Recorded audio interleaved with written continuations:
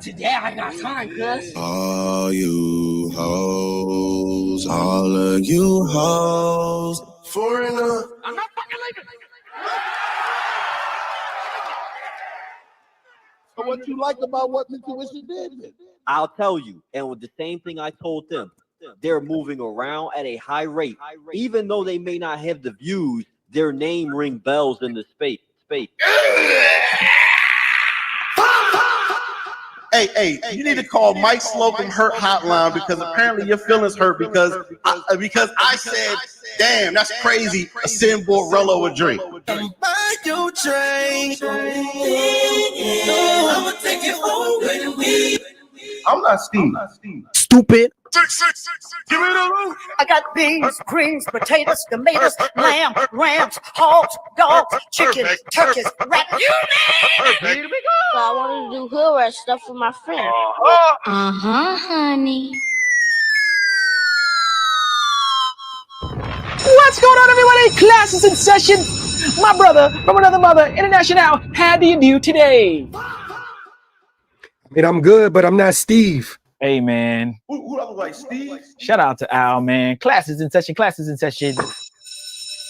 What's going on, chat? What up, Mafia?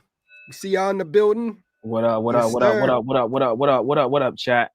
I see you, I see you, I see you. Let's do a quick roll call. Dashiki in the building. Shout out to Dashiki. Mr. Miyagi in the building. Retired civilian in the building. He said, Steve, really into it. Hey, man, I'm always into the sound bites.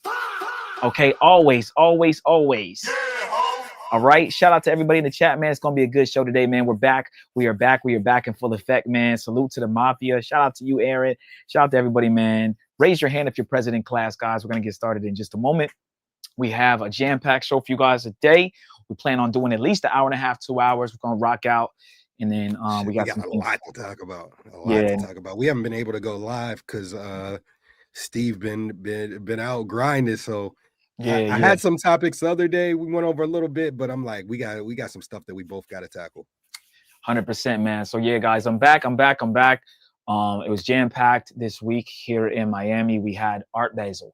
It's called Art Basel. Yeah, it's basically a big arts festival they do here every December in Miami, and everybody's here, guys. Literally, Cardi B, Offset, Quavo, Fat Joe, Fabulous, Ja Rule, DJ Khaled, Ice Spice, Playboy Cardi, all different kinds of rich people, you know, fucking everybody's here, bro. Everybody's here. So it's been a jam-packed week. I'm excited and happy that it's over. Got a lot of footage. I was working with King 68 the Great, but what's cool is being around him, I get to get in a lot of doors that otherwise would be closed. My experience last year at Art Basel was different than this year. So I'm super excited to, you know, get that footage edited up. And I'm super excited to see what the vlog is going to look like for King 68. But yeah. We might have to talk, speaking of Cardi B and Offset, we might have to talk about that too. Yeah. 100%. We might have to get into that. 100%. Yeah, that was funny. All right, chat. Before we do that, we can jump into our housekeeping. Unless Al, did you have anything before we do that? Nah, we can jump right into housekeeping. All right, guys, we'll go to our housekeeping real quick, and then we will jump into the show. Hold on 1 second. Let me do. There we go. All right, just want to make sure the right window is open. Oh, hold on. Stop the show before I even jump into it. We got a big giant super chat from our guy, Mr. Miyagi. Drop a bomb. Mr. Miyagi, man, thank you so much for the $20. The $20, man. We might have to play. We got to play the Money World for that, man. Shout out to Mr. Miyagi. Yeah, hell yeah. Money World. El mundo quiere dinero. Money World. Se arregla con dinero. Money World. Si me quiero educar, dormir en algún lugar, un lugar para trabajar.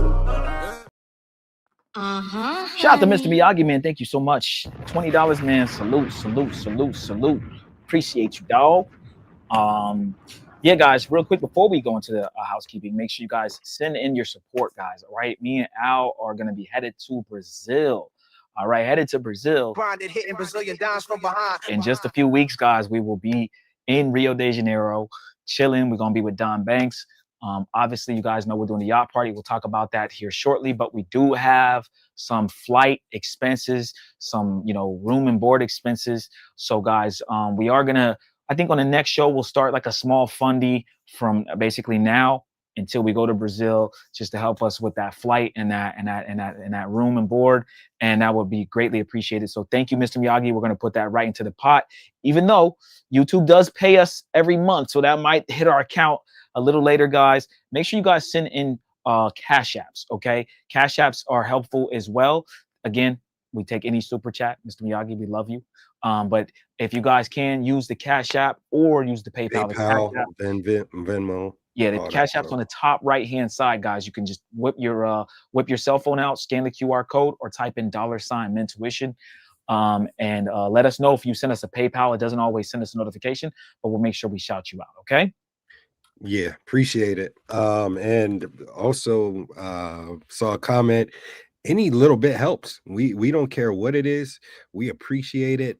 Mr. Miyagi is one of the biggest supporters. So we appreciate. Oh shit, we gotta stop the show again. Damn. Stop the show again. Stop the show again. Play it again. We gotta stop it again. Yeah. Play it again. Money work. El mundo quiere dinero.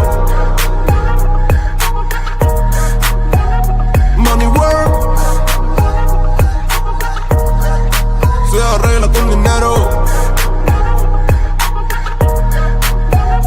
Money work. Si me quiero educar, dormir en algún lugar, un lugar para trabajar. Shout out to Kev B coming through with the donation, man. Appreciate you, man. Hold on, let me take our shit off the screen. I got you out. Here it is right there. Shout out to Kev B coming through with the $10 holla, the $10 bomb. Appreciate you, Kev B. That's going into the pot for Brazil, guys. Again, guys, we are throwing a yacht party in Brazil, but all that money's going towards the yacht party, basically. So we need extra money to, like I said, just get down there, shake and move. The yacht party, the yachts are expensive because it's New Year's, so they're really taxing. So any little bit that you guys send in helps. So thank you so much, Kev B. We appreciate you, bro. We appreciate you. Yes, sir. Got a few more people in class. Yes, sir. Appreciate it. And we might have a huge announcement at after we get to how many likes we need, Steve, to drop the news. Let's get to 40 likes. 40 likes. 40. All right, let's get to 40 likes. We'll drop the news. We've been moving and shaking behind the scenes. So let's get to 40 likes and we'll drop some major news. Yes, sir. Once again, guys, this is the Get Your Passport podcast. Get your passport, nigga. Make sure you guys get your passports, man. Check out our new channel, youtube.com/the@ Get Your Passports. That's the new channel. We're uploading all of our clips. Starting to get better. When you first post on a new channel, you only get a few views and it goes up to 20, 30, 100. So we're starting to see the flows getting thrown into the algorithm. Make sure you guys go. We hit 100 subscribers. So shout out to you guys, man. Thank you guys so much. As a matter of fact, we never really officially announced that. So thank you. Honey. We got 6 people watching on there right now. So people watching on there now. Appreciate it. And so guys, hit the like button and hit the like button on the Get Your Passports channel as well. We appreciate y'all. Okay. So real quick, let's go into our housekeeping and then we'll start the show. Make sure you guys join our Patreon, patreon.com/Mentuition. This is where you guys are going to get all the sauce. It is free to join. We have some freebies on there. However, if you want to unlock all the sauce and see all the uncensored stuff, hit become a member. We just had another member join, I think a day or two ago. Shout out to you. He joined the general admission tier.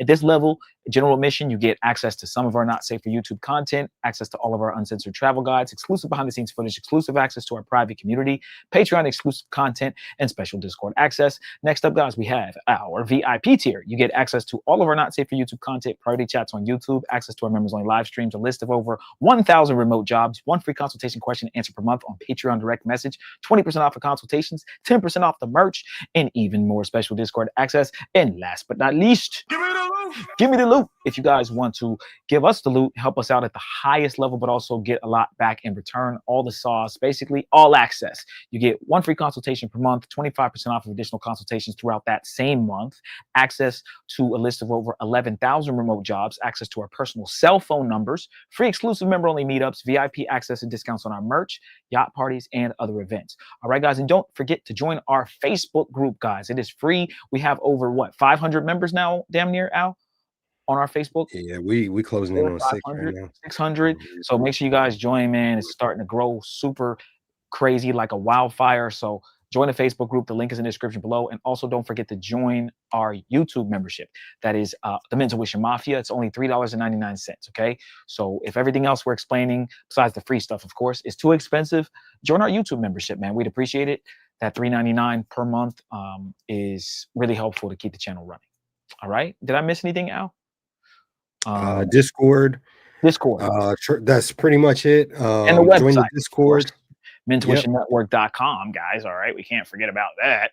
Join the Mental Wisher Network, guys. MentalWisherNetwork.com. You guys can purchase your tickets for the yacht party. We still have some on for sale here, on sale. So make sure you guys go to our website, MentalWisherNetwork.com, and you will see the NYE yacht party. Click it. You can book a consultation. We just had a consultation today. We got another one tomorrow. So we appreciate you guys, man, for all the love and support. And you can use promo code MenTuition for a discount. Okay. Anything else, Al? That's it. Don't kiss these hoes in the mouth. Don't kiss these hoes in the mouth, damn it. All right, guys, get us to 40 likes, guys, and we do have some more breaking news for you guys. We're going to drop on today's show. All right, but first, we do have some primary breaking news. Breaking news, guys. Breaking news. Who has ruined the suit? Was it you? Was it me? Was it Al? Was it Steve? I don't know, guys. Was it KBS Travels? All the creep cam shit that we also love, chat. I don't know. We're gonna find out today, guys, because Giamio Jackson has a little bit of smoke for C3, guys. For C3, Giamio came crazy. Did he come out of left field? Did he come sideways? I don't know, guys. We're gonna go over this video. I was not expecting this. And hey, if Keys is here, if Keys is in the chat. Oh my God, did you see what Keys did? Okay. I would love to get Keys's take on this, and I'm sure maybe he'll go over it on his show. But C3 has been blamed for ruining the suit. The same Give shit. me an example and then you saying nothing. I'm not giving. What the fuck do I need to be giving you whole ass examples for, man? It's either I'm talking. Look, like I said, I'm not Steve. We either have a problem or we don't. Okay. Shout out to Keys. Shout out to C3. Shout out to what they've done for the space. This is not a show necessarily to troll or make fun of per se, although we will have some jokes. God damn it.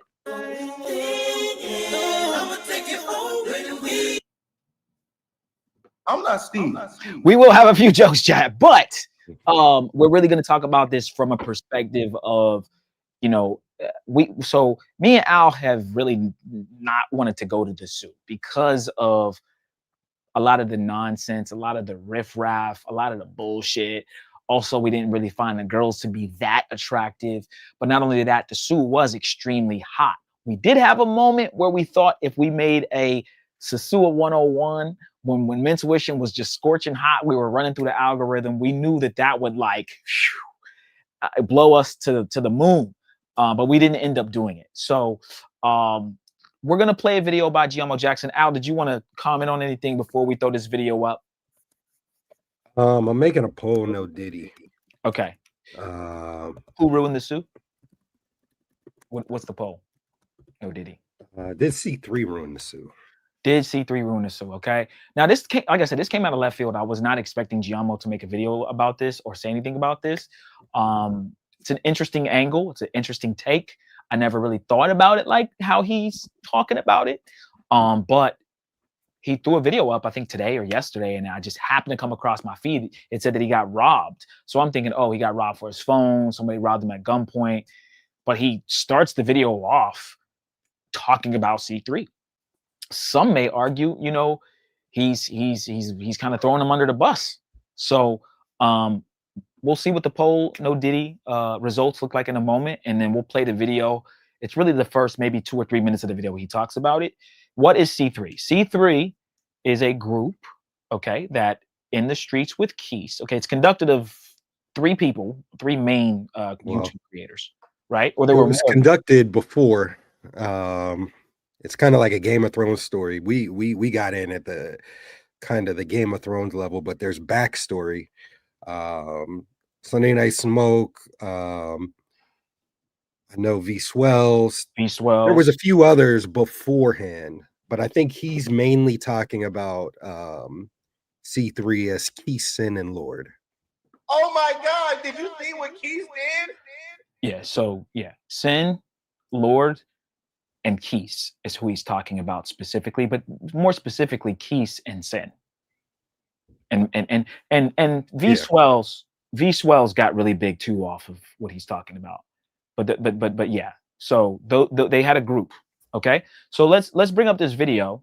And the group has since disbanded. They're no longer a group. They all make their content separately, and some of them are still cool, some of them aren't. All right, let me bring up the video here. Shout out to Giamio, man. He actually rocks with our show.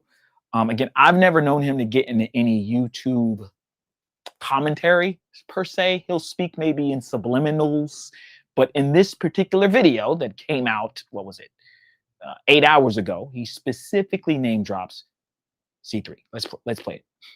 This is Giamio back with another video, guys. Right now I'm here in Cartagena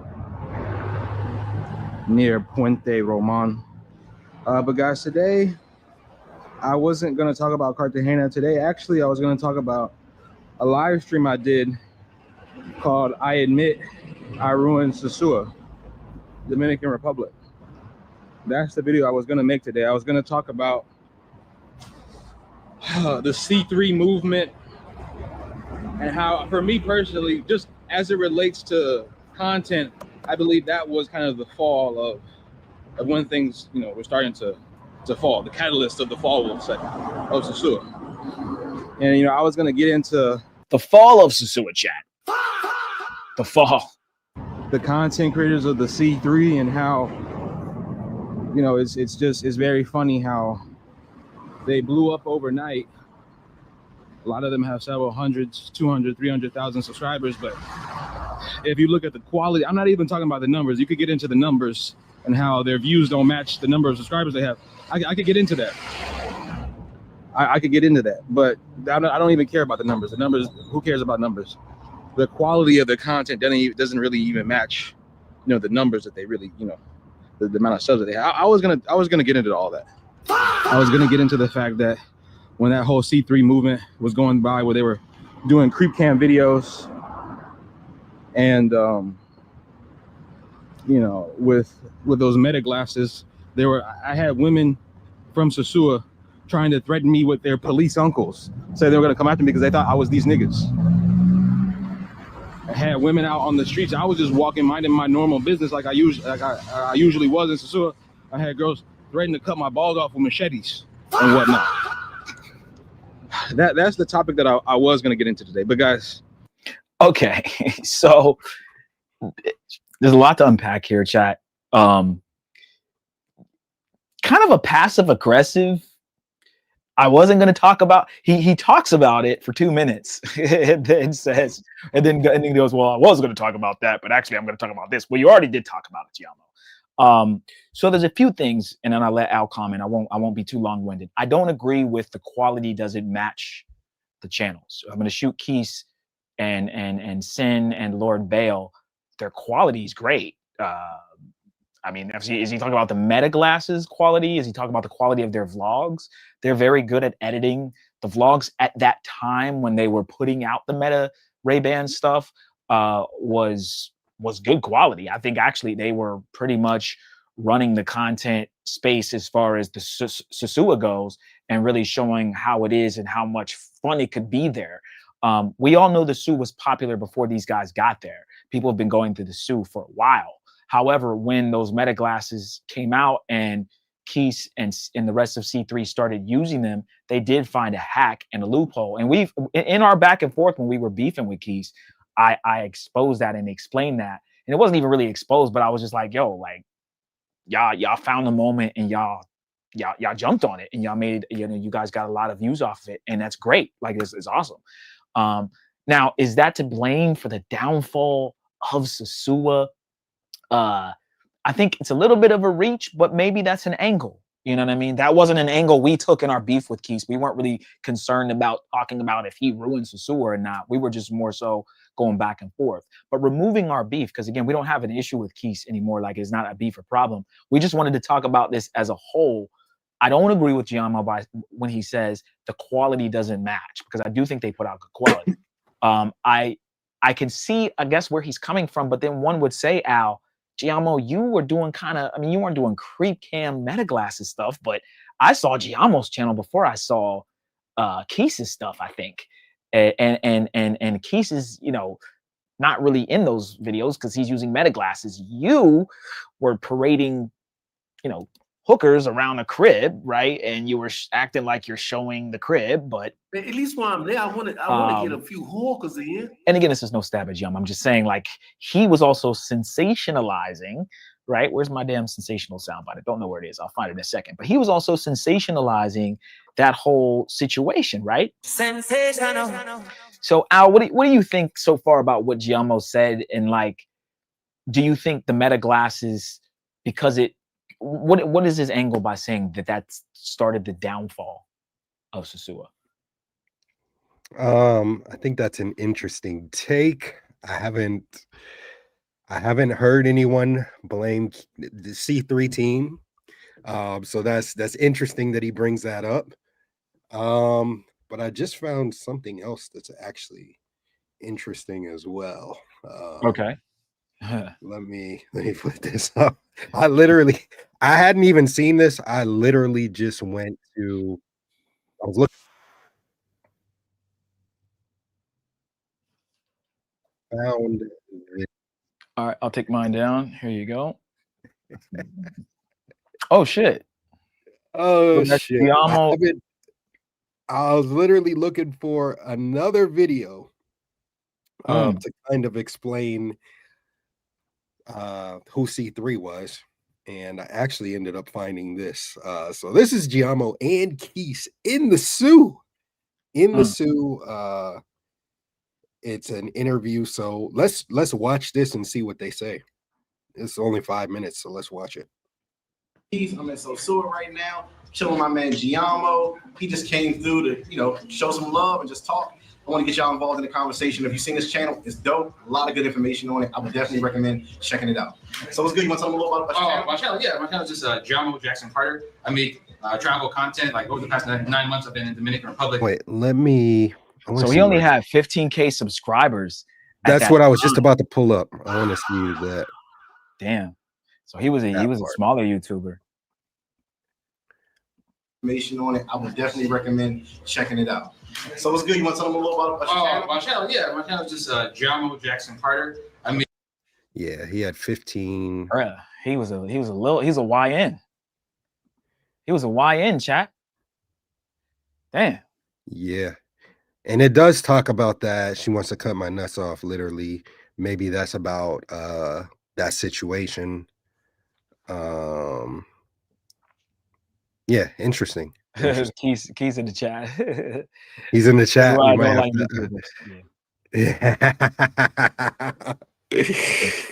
yeah, we might have to bring him up and get his opinion, because this does sound a little hypocritical. It does sound like I said, we're not on either side. We're not on either side. if there's room to definitely flame Keys, we will. We have a ceasefire, but if there's room to call a spade, we're gonna do that. It sounds hypocritical when you're at 15.1k subs, and then you're having an interview with Keys on your, that's gonna help you blow up your channel.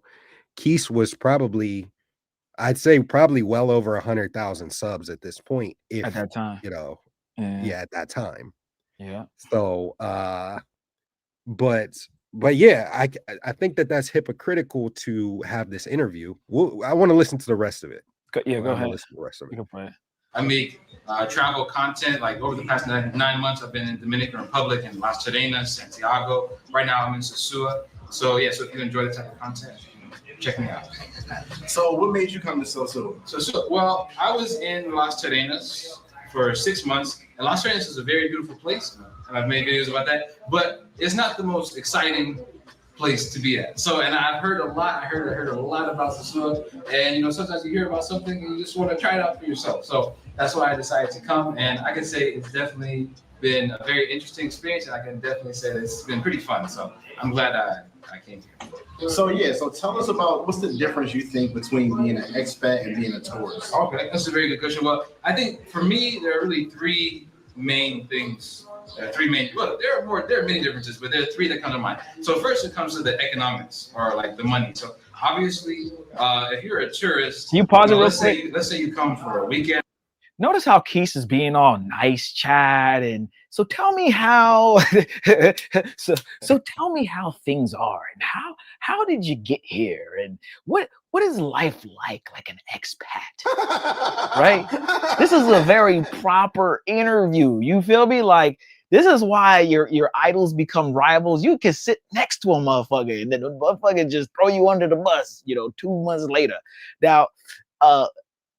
Giamio looks very young here. So 15.1, he probably had a video going viral here. Keys probably said, you know what, I'm gonna bring this young dude on my channel, you know what I mean, and just help him out, like Al said, and we're gonna do some content. This is that camaraderie, Al, that we also love. But then what happens, chat, is the beefs happen. Idols become rivals, man. It's crazy. So you could keep playing it, but I just find it's interesting, like seeing him sit here with him.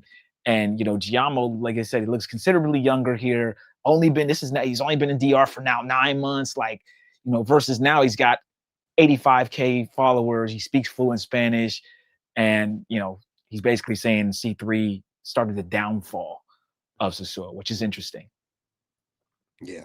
Weekend or for a week, you come with $2,000, $2,500 or whatever. You're looking to spend all of that, on your vacation, to have fun, to have a good time or whatever. But obviously, if you're a local, you're thinking about savings. You're not just thinking about, having a bunch of, using the money that you earned and just spending it all. You're trying to think about savings and whatnot. So I think economically, that's kind of the major difference, which I think that spills over into like how you enjoy Sosua.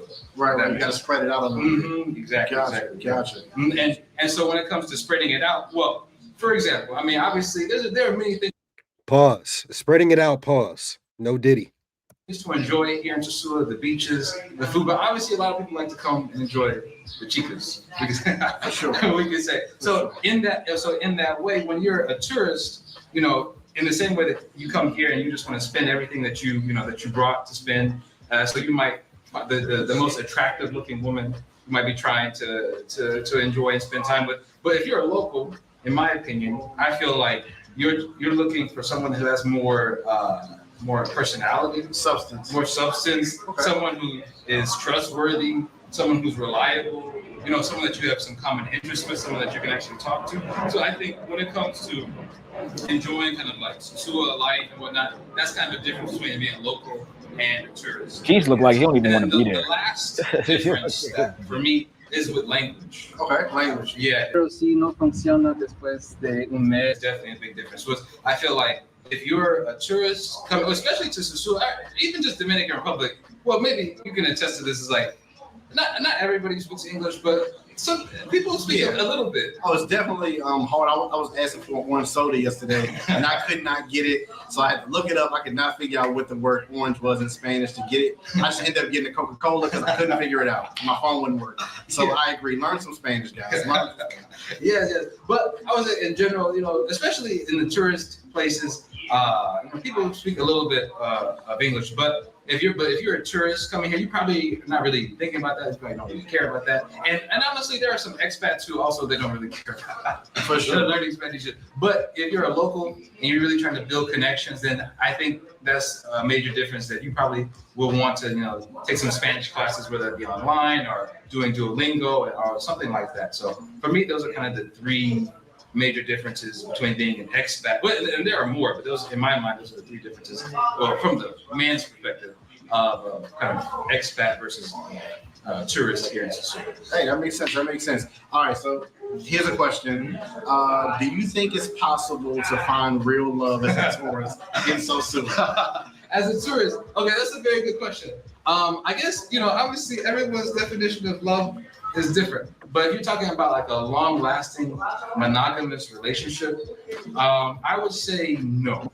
It's definitely not possible because, it's just, to find good, there's a phrase that's like finding good things isn't easy, or I don't know the exact phrase, but finding, it takes time. It takes time to build real love, whatever that is. Okay. So yes, I would say it's not probably as a tourist. Probably not. Okay, so pause it real quick, Al. How long have you lived here? It looked like Keith don't even want to be there, Chad.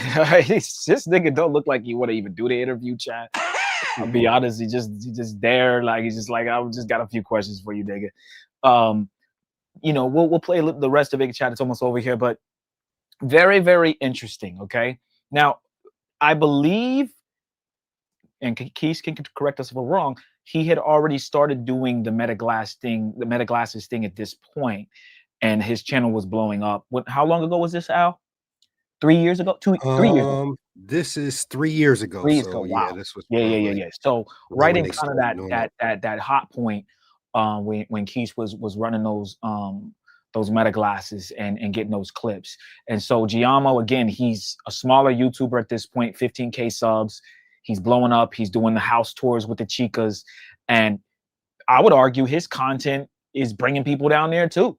Now, I guess his gripe is that the meta glasses, they didn't know they were being recorded. And I guess his angle would be, well, the girls knew that I was going to have them in the video.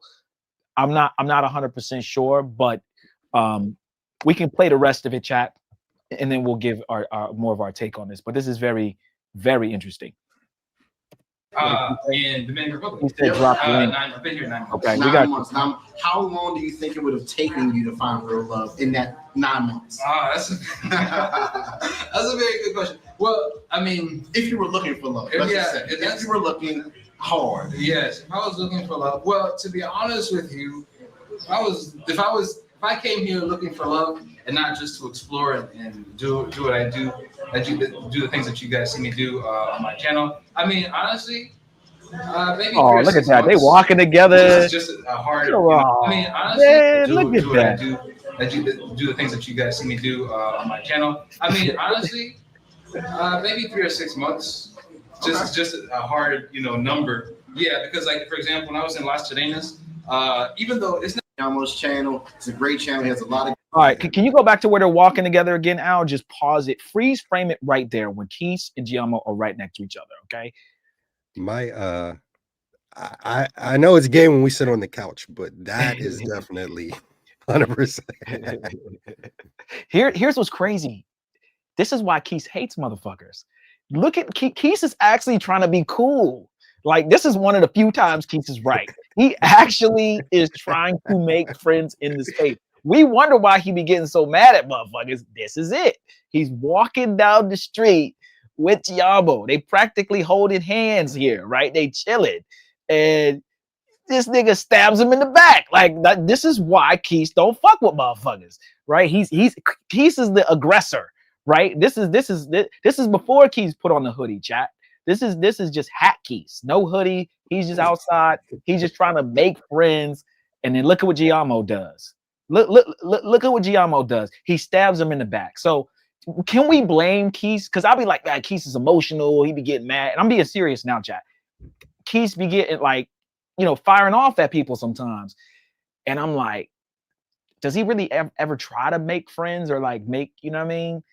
And he does, as we can see here. And then see what happens. So before we drop the link, we'll bring Keys up in a second, chat. Are these the culprit, chat? Okay, can we focus in on these fucking things? Chat, hold on. The fuck, it's not. There we go.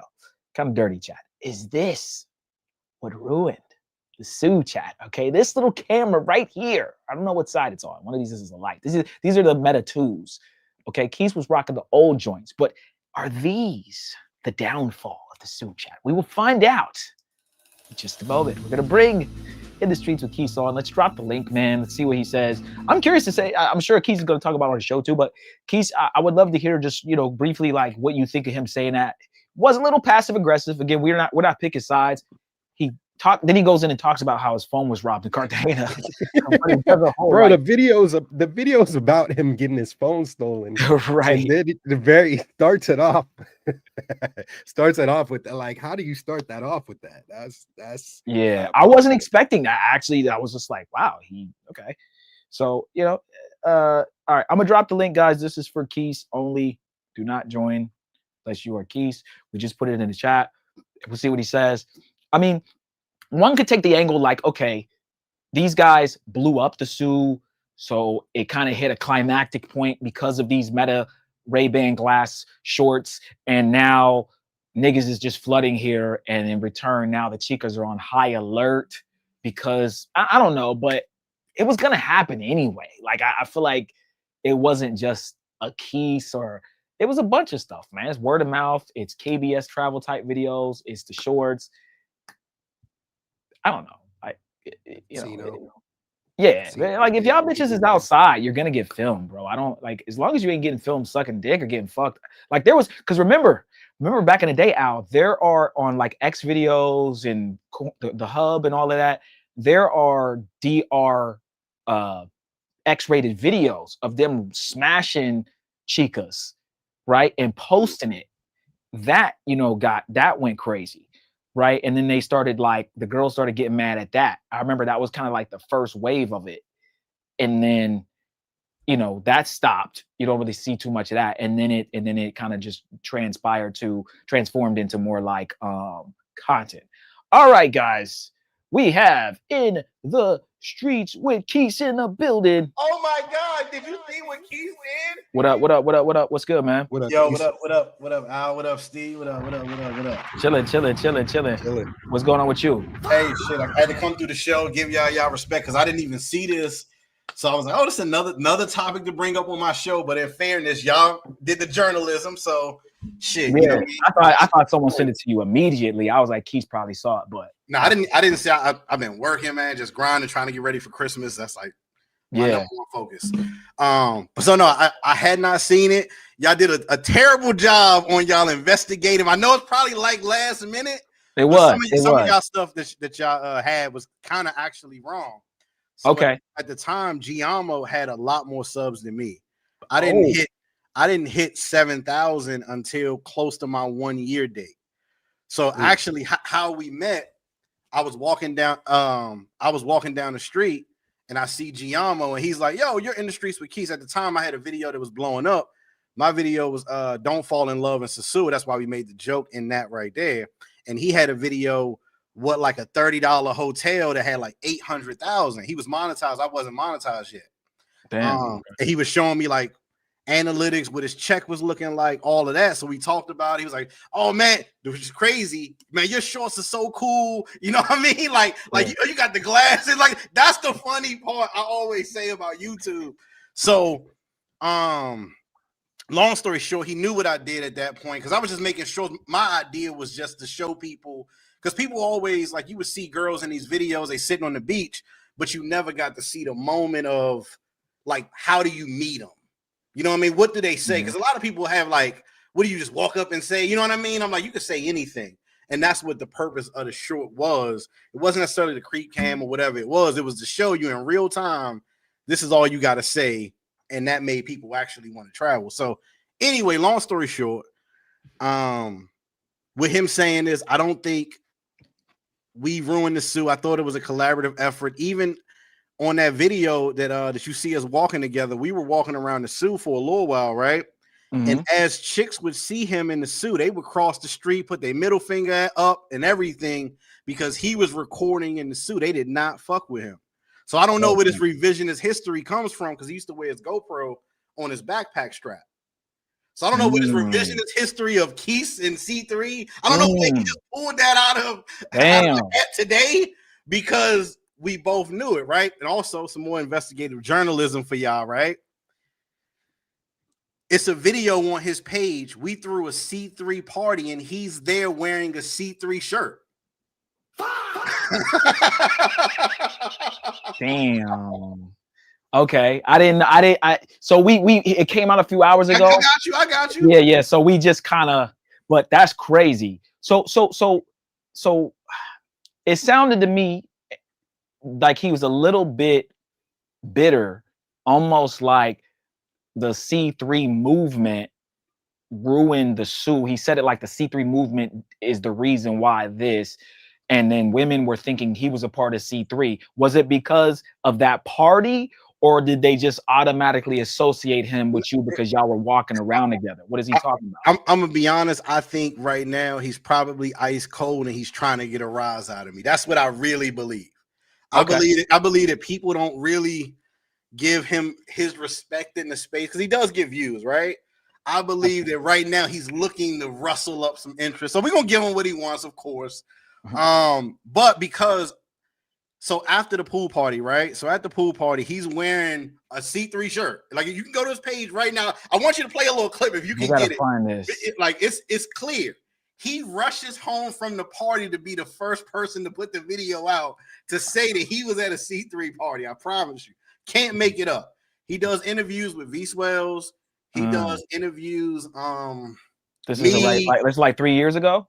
It's 2023 is when it was. 2023 is when the pool party was. Let me see if I can help you out. I just want you to see how goofy this space is. That's crazy. Hold on. With just dumb shit. And this is probably why I do get a little bit more frustrated or emotional, as Steve would say. Hold on. It's on there. I'm sure it's on there. Hold on. Let me see. Let's see. Is it all right? I got it up now. Is it? Let me see. So this is 3 years ago. You said it was. So it's after that. It's after all that. It's up. So go up. Yep, you should be going up. Life in Sosua. 3 years. Let me go up more. Damn, what the fuck is it? Puerto Plata. This is 2 years ago though. Now we're at 2 years. Well, sometimes when you're in between years, it'll say 2 years, but the date of the party was June 2023. So click on one of the videos so you can see where you are. Oh, this is 2022. So it's gotta be. Yeah, it gotta be up. So it's up more. Okay, hold on. Scroll up. Did he name it C3 party? No, he named it something else. This ain't it, huh? Scroll up some more. I'm sorry, fellas, that we wasting time on the show messing with this. No. Oh, that's BMT. Hold on. Let me see. Let me help y'all out real quick. Yeah, but I mean, that's look at this nigga's thumbnails, bro. Oh, no, here we go. It says it's by 2 years ago. He has a girl on his lap. It's 2 years. Go where 2 years is. 2 years. Scroll down. 2 years is right here. Okay, hold on. It's a girl in like a white lace fishnet on his lap. It's a thumbnail all the way to the right too. So scroll up or down, however you got to go. Go down. Right to the right. This one. Okay, guys. So yeah, I'm probably not gonna. He has a C3 bracelet on too, right away. But damn. That's a C3, the bracelet on the left hand. It glows in the dark. Hold on. Almost started. So just scroll over some. You'll see him eventually with his shirt on. Oh, there go you. What's happening? No, chat. No. No, chat. Damn. Hold on, wait a minute. Y'all thought I was finished? No, Giamio. What are you doing? Got some explaining to do, Giamio. Damn. It's not looking good. I'm wondering. All right, we got to run some new polls. We got to see. Yeah. I don't even know He what rocking to, that. what He to, rocking what to that. run, but damn. He liked it so much, he put it on at the party. He put it on over the shirt that he had. He got 2 shirts, chat. Damn, he put it one. You can't make this stuff up, man. I'm telling you. I'm sitting at home like I saw y'all title. I said, damn, what I do? Damn. Come on, Giamio. Everybody having fun. It's like 20 of us out there. Flips at the party. All the homies, round 2 trips right there. There's V Swells in the pool. Envy had gave us the keys to their resort and said that we could have rooms, have parties, and they provided us with like 20 5s and 6 strippers. You know what I mean? So they did their thing. So it's backpack with Giamio. He with the whole crew. This is after we'd already blown up. Like I got 200,000 at the beginning of 2023. So this is after all that took place.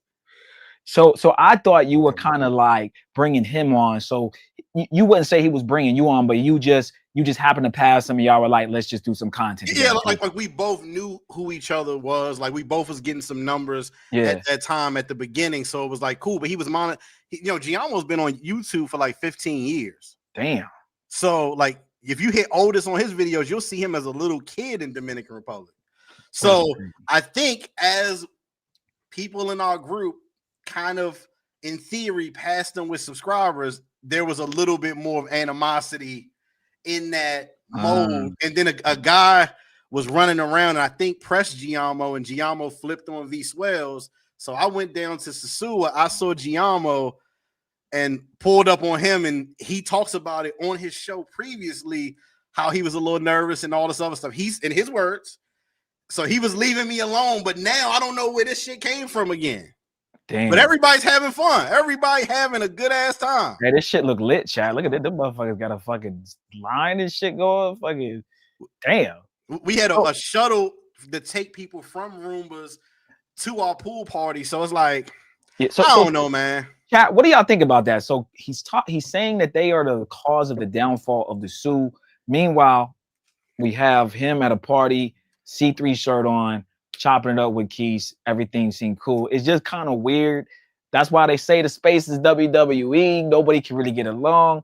I don't know why he passively aggressive. My whole thing is the video was called Pussy Ass People Rob Me. He starts by talking about, I was going to talk about this, but now I was like, what the fuck? I didn't, what was the angle and why would why did he feel he had to completely unnecessary in my mind? But again, like I said, that's why I said people do stuff for a reason, and maybe he's just trying to get some.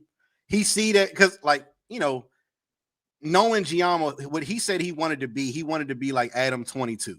That's what he said. He said, I want to be just like Adam 22. So him watching the space and knowing that this beef shit and you gotta have an op in order for you to be talked about, it must be where he's trying to take it. But I just don't understand why go back that far. You know what I mean? Right. So you said it was a collective effort. You said that earlier about the Sioux, kind of whatever's going on with the Sioux. Do you think videos, not even just your specific videos, but just any footage of the Sioux, people having fun, bitches coming up to you, showing how easy it is to bag chicks, do you think it's overall, is that the reason why it's ruined the Sioux? Or do you think it's more just everything has an expiration date? Like it's not, everything can't last forever, and maybe this shit was just bound to happen no matter what? I mean, it's probably, I would say maybe footage is probably, let's say 30% of the problem. What I honestly believe is that the Sioux started like from the time that I went in 2020 to like just recently to when they shut it down, had way more people come into the Sioux. And I think somebody somewhere was looking at the property and was like, we could do more with that.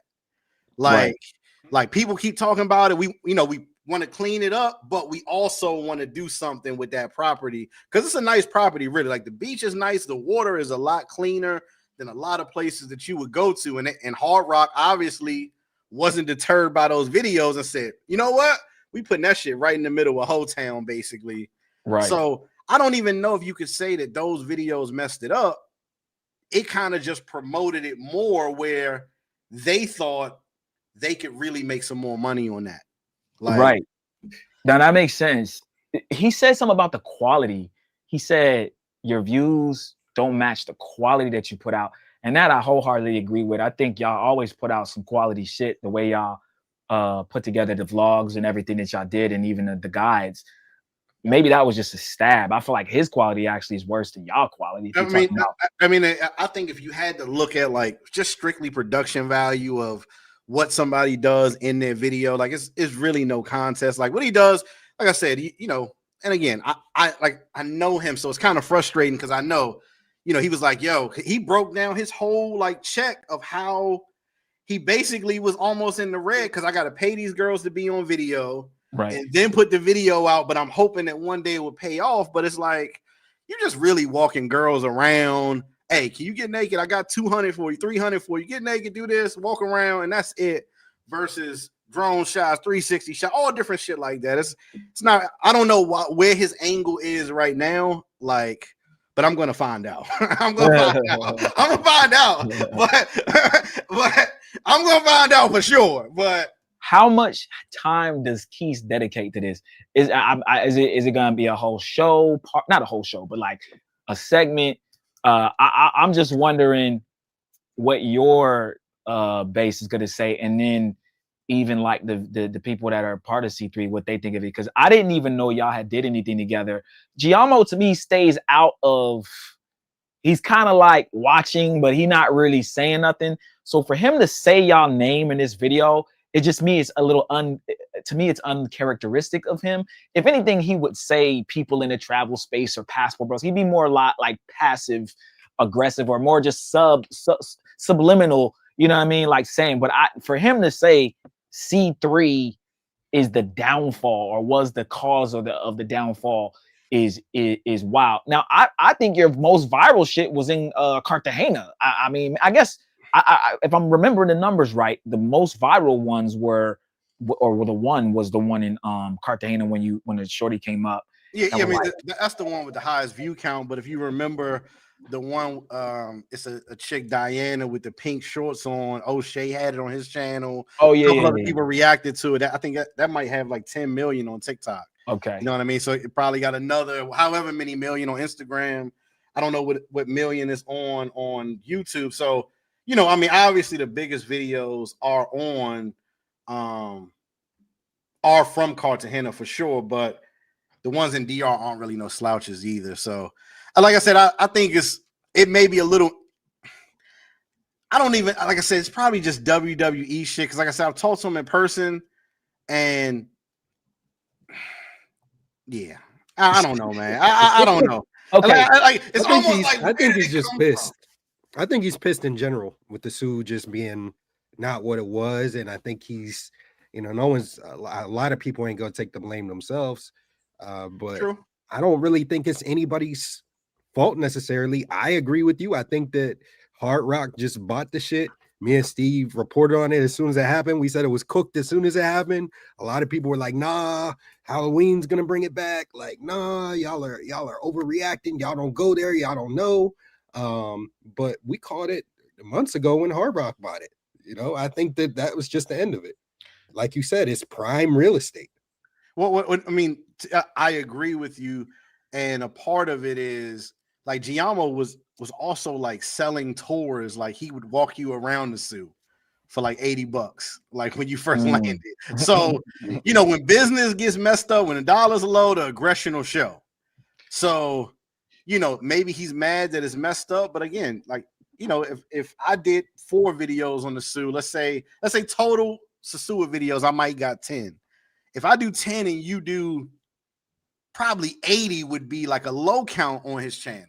80 videos on the Sue. Like, who really is to blame for that? Yeah, Giamio has a lot. He had a lot of pull in bringing a lot of people to the Sue. I think more than he gives himself credit for. I mean, the video says, one of his videos says, I ruined Sosua, so he blames himself. I'll play that maybe later in the show, but he does. I don't know. I didn't really play that one, but maybe he blames a little on himself. But I would say, you know, he's had a lot of influences. And like I said, I found his content before I had found yours, and I was like, oh shit, Sosua look lit. You know what I mean? So it's kind of like you're pointing a finger. It's like that Spider-Man meme. You're pointing at this dude, but you kind of doing the same thing. And to be honest, I just think everything has an expiration date. The Sue was getting too hot, a little too wild. Hard Rock's coming in. It's a bunch of different variables that could have toppled it. Who's to say one person or one thing is to blame? If you saw Giamio, or okay, let me ask you: if you saw Giamio, would there be an issue, or would you just address what he said, or would you even let him like come on your panel and explain himself, and actually talk to the dude, or you don't really have no interest in that? He already got a warning. That's all I'm gonna say. He already got a warning. He already got a warning. Like, he already got a warning. That's all. That's it. That's all. Okay. Okay. Say no more. I mean, I just think it's random. I think that the space, like I said, this is just a blame seat. Like, he blamed the group. It's like he blamed the whole group. Were we right in saying that he's probably talking about you and Sin and maybe V-Sweat? Like, C3 was more than 3 people. Were we correct on that part? Yeah. We were explaining the dynamic. At that point, it was when you met him, who was in it? It was me, Sin, Lord, Backpack, Swells. That was C3 at the time. At the time you met him. Okay. Yeah, at the time, when that was going on. And that was at the party. So, like I said, he was going really hard at V Swells, which in that video at the pool party, he's interviewing V Swells. Then when this guy was running around making hit pieces on guys, was trying to get Swells videos down, dude's channel ended up getting taken away and some other shit. But so that's why I was initially mad at Giamio, because I'm like, why are you going so hard at my man Swells? And you was just sitting next to him interviewing him. So okay, I don't know, man. I didn't know there was a back history of a issue between him and V Swells or you. So this was all kind of new to us. Of course, but I mean, hey, hopefully, you know what I'm saying, we ain't gonna beat a dead horse and have you explain too much, Keys. I know, but I just wanted to really have you come up and you know what I'm saying, because this shit was just out of left field for me. Hey, the space is out of pocket, man. Y'all need to hurry up and get on that fucking boat, all right? Because we need some regular, original, non-begging, non-broke content. I'm gonna be honest. Hey, put this on the soundboard. I can't wait for Mentuition to get on that fucking boat. Please, God. Hey, we sound biting that. We sound biting that. Did it end? We gotta solo him out. Yeah. Did the world just end? Hey, we gotta see some content, man. We struggling in the space right now. It's all begging and fundraising right now. We need somebody to get on the fucking boat, man. There we go. There you go. There's your soundbite, man. Hey, we got a soundbite, chat. We got a soundbite. Well, no, man, I appreciate you coming up and explaining it. I'm sure we'll watch the show and see what you say on your show. I'm sure it'll be a lot more. You probably got some more shit in the tank, and for him. But Giamio typically stays out of it. It's interesting, but I do know he be watching from the background. He sees our show. He sees your show. He's watching. There's before you go, Kisto, there are these people that kind of, it's like 1 foot in, 1 foot out. They want to be beefing or they don't. They kind of subbing people. They saying little slick shit. I mean, with Giamio, do you respect him as a content creator?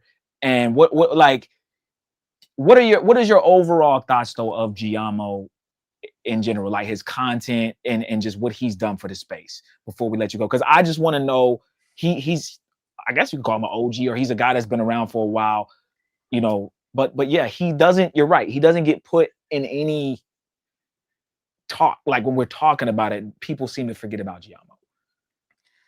I mean, again, I think he gives people what they want. You know what I mean? You want to see the girls.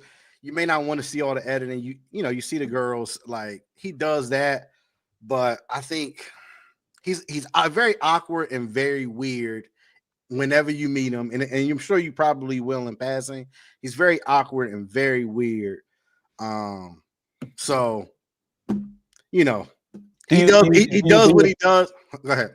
I was like, do you respect his content, or do you think he's a good content creator, just in general, or is not your cup of tea? Like you're not really. I mean, I'm mixed on it because like I think he does a decent job, and I think he could have taken that formula and replicated it from DR to Brazil to Thailand.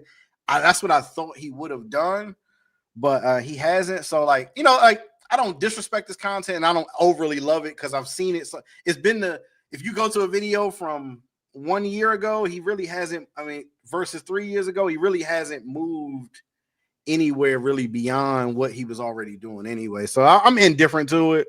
No disrespect. Like I said, he showed me a lot of the analytics early on before I was even monetized. So I'll give him the respect of that. I guess the best word is kind of slimy. It's like the best word I can describe Giamio. Right. Like whatever way the wind blow, he get pressured or somebody say something, he gonna look for the finger to point to be like, no, it was them. Even if, like I said, you know, the videos and shit speak for itself. He's at the party enjoying himself, like having the time of his life after the short's already out. So he did have the C3 shirt on, chat, and the bracelet. And the bracelet, hey, and the matching socks and everything else they fucking sold. Al, did you have anything for Keith? I just wanted to get you another moment. No, man, I think that's crazy. I would love to hear. I wish Giamio was here. I wish, you know, we could hear his point of view and why he said that. But hit him up. Like I said, he's looking for some clout apparently. So hit him up. Hit him up, man. Hit him up. We might have to. We might have to. And I think people are just pissed in general. A lot of these places, Thailand's cooked. As you had said, Keith, a few months ago, that more people are going to be going to Vietnam. That's happening now. People are like, keep that on the hush because we don't want that to be ruined. It's too cheap to get there. Yeah. It's going to get ruined, especially if their visa requirements are still going to be like you can stay there longer. You know, once you actually get the visa, it's only a matter of time before that's cooked too. So it just is what it is. Like I said, salute to y'all. I'll check y'all on what y'all got going on. I know it's like 20 days before y'all getting ready. Did y'all get the amount of likes y'all were looking for to make the announcement? Y'all were looking for 40. So yeah, where we at with the likes? We're gonna see what's going on here real quick. I don't know if we hit the like threshold. Let's see. Chat, where we at?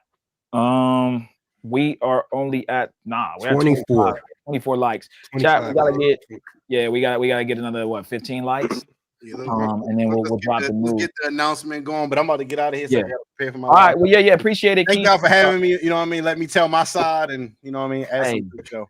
Hey, we not picking sides. Yeah. We just want to the shit threw us off. So we appreciate you coming and explaining. Peace out, bro. All right, man. All right, Keith. All right, y'all. That was In the Streets with Keith, man.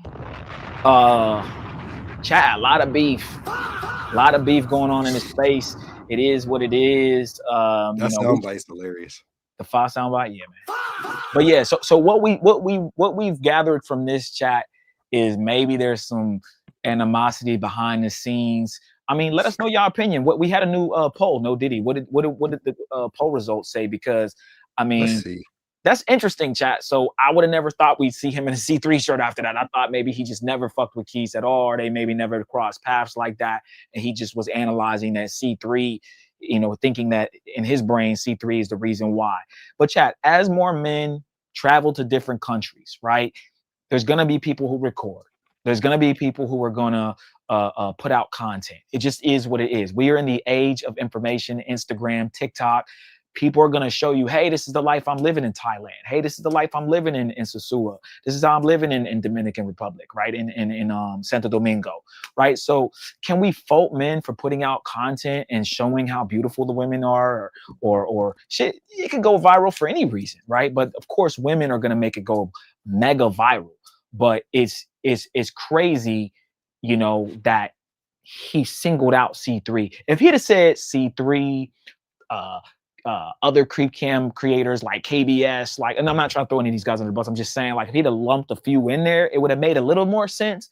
but he specifically said C3 caused the downfall. So, I mean, I'll admit those shorts that they put out were enticing. It definitely made you want to go to, you know, Sosua. It did. They were really great shorts. So, you know what I mean?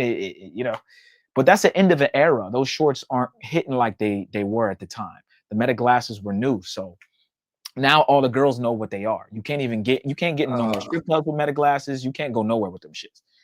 I just thought of some shit that I wanted to ask Keith.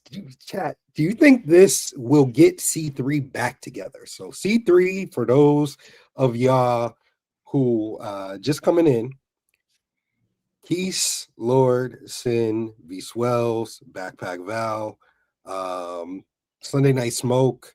Do you think this will get C3 back together? Because I think they're gonna, definitely talk about it amongst each other. I Will mean, this bring them back together? I thought about that question, but then I forgot to ask it. Got sidetracked and forgot to ask it. But I personally don't think it'll bring them back together, but I'm sure it'll give them something to talk about amongst each other.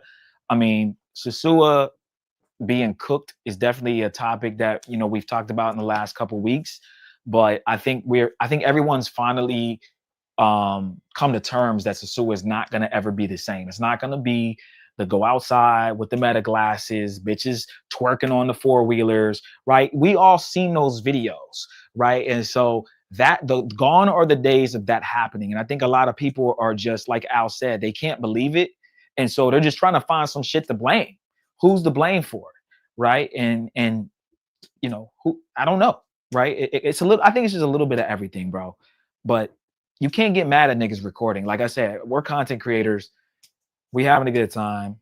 Like I said, as long as you ain't making no pee videos, no corn videos, and smashing chicas and having orgies and all this shit and doing crazy shit. Like if you want to do that and the girls are cool, but like not, you know what I mean, keep it for yourself, that's one thing. But posting it and putting it on these sites, then I think I don't mind you just going around picking up girl. Like to me, that doesn't bother me.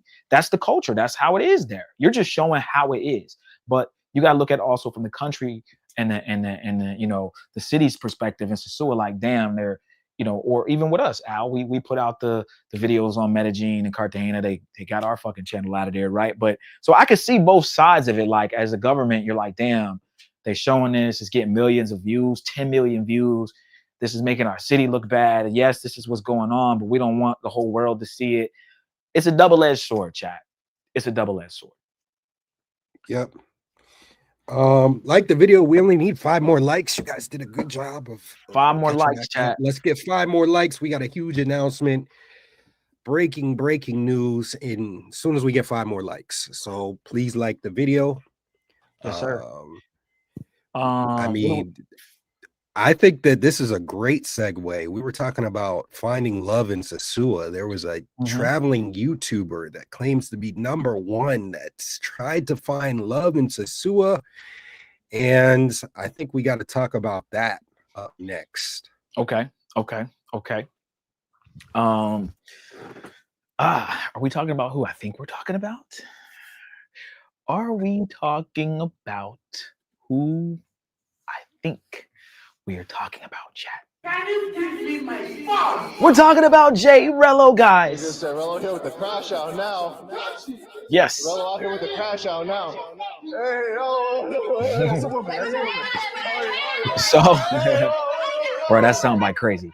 So Rello, and what's her name? I forget her name. Rello's been, he just recently had a trip back to Punta Cana, I think it was. He went to Sosua. No, he went to Punta Cana with this girl. So 2 trips to Punta Cana, looking for love. This last trip, I don't think Rello liked the trip. I think he said it was whack. I think he posted a story or even did a live saying the Punta trip was trash. A lot of people, Bernice, thank you, Dashiki. Seemed like there was some tension. It seemed like they kind of broke off. She's going and talking to other dudes. I will say, shout out to Rello. He got his Kick popping, his new Kick channel. People seem to enjoy watching him on Kick. The chat looks different. He's actually one of the few YouTubers I've seen successfully make that transition and get people to really sign up and watch on another platform. So shout out to him. But I will say, you know, the trip wasn't really what we normally get from Rello. And I think he was unhappy with the trip as well. Al, do we have a video? We want to just pull up some of his because his channel got banned too, chat. So he keeps getting his channel. He made a new one. Yeah. Okay. Yeah. So, it's like J Rello Forever or something. Yeah, I can't keep up with all these damn channels, man. Hold on, chat. Let me see if we're even subscribed to the new Rello Forever. Rello Forever. Okay, here it is. Yeah, he only got one video on it. But he talked. That was him talking about the trip yesterday. So we could play that. That's perfect. Okay, let's play that, chat. We get My Heart Is Broken sound like. Of course, we can get the My Heart Is Broken, man. Shout out to Rello, man. That's our guy. Where's My Heart Is Broken? I need that. Here it is. Is this it? Rello. There it is. My heart is breaking. My heart is breaking. My heart is breaking. You know that I know that's Luco the Rhino. You ate your tacos and I ate McDonald's. Shout out to Rello. All right, let's see. Basically did a kick stream where I was like, I'm off. Is this the part, Al? I guess it's already on the. You can start at the beginning. You can start at the beginning. To the show. It's your boy J Rello. Possible. All right, let's see what Rello's saying. Here we go. Two more likes, guys. 2 more likes. Let's get it. What up, YouTube? It's your boy J Rello. I said hello to #1 traveling YouTuber. I want to thank everybody for tuning in tonight too. Welcome to Rello's Last Trip Was Trash. Punta Cana Part 2 trip review hosted by the #1 traveling YouTuber, your boy J Rello. Well, okay. As you guys know, the last trip was to Punta Cana. Part 2. We just had back-to-back trips to Punta Cana. The first trip was literally over the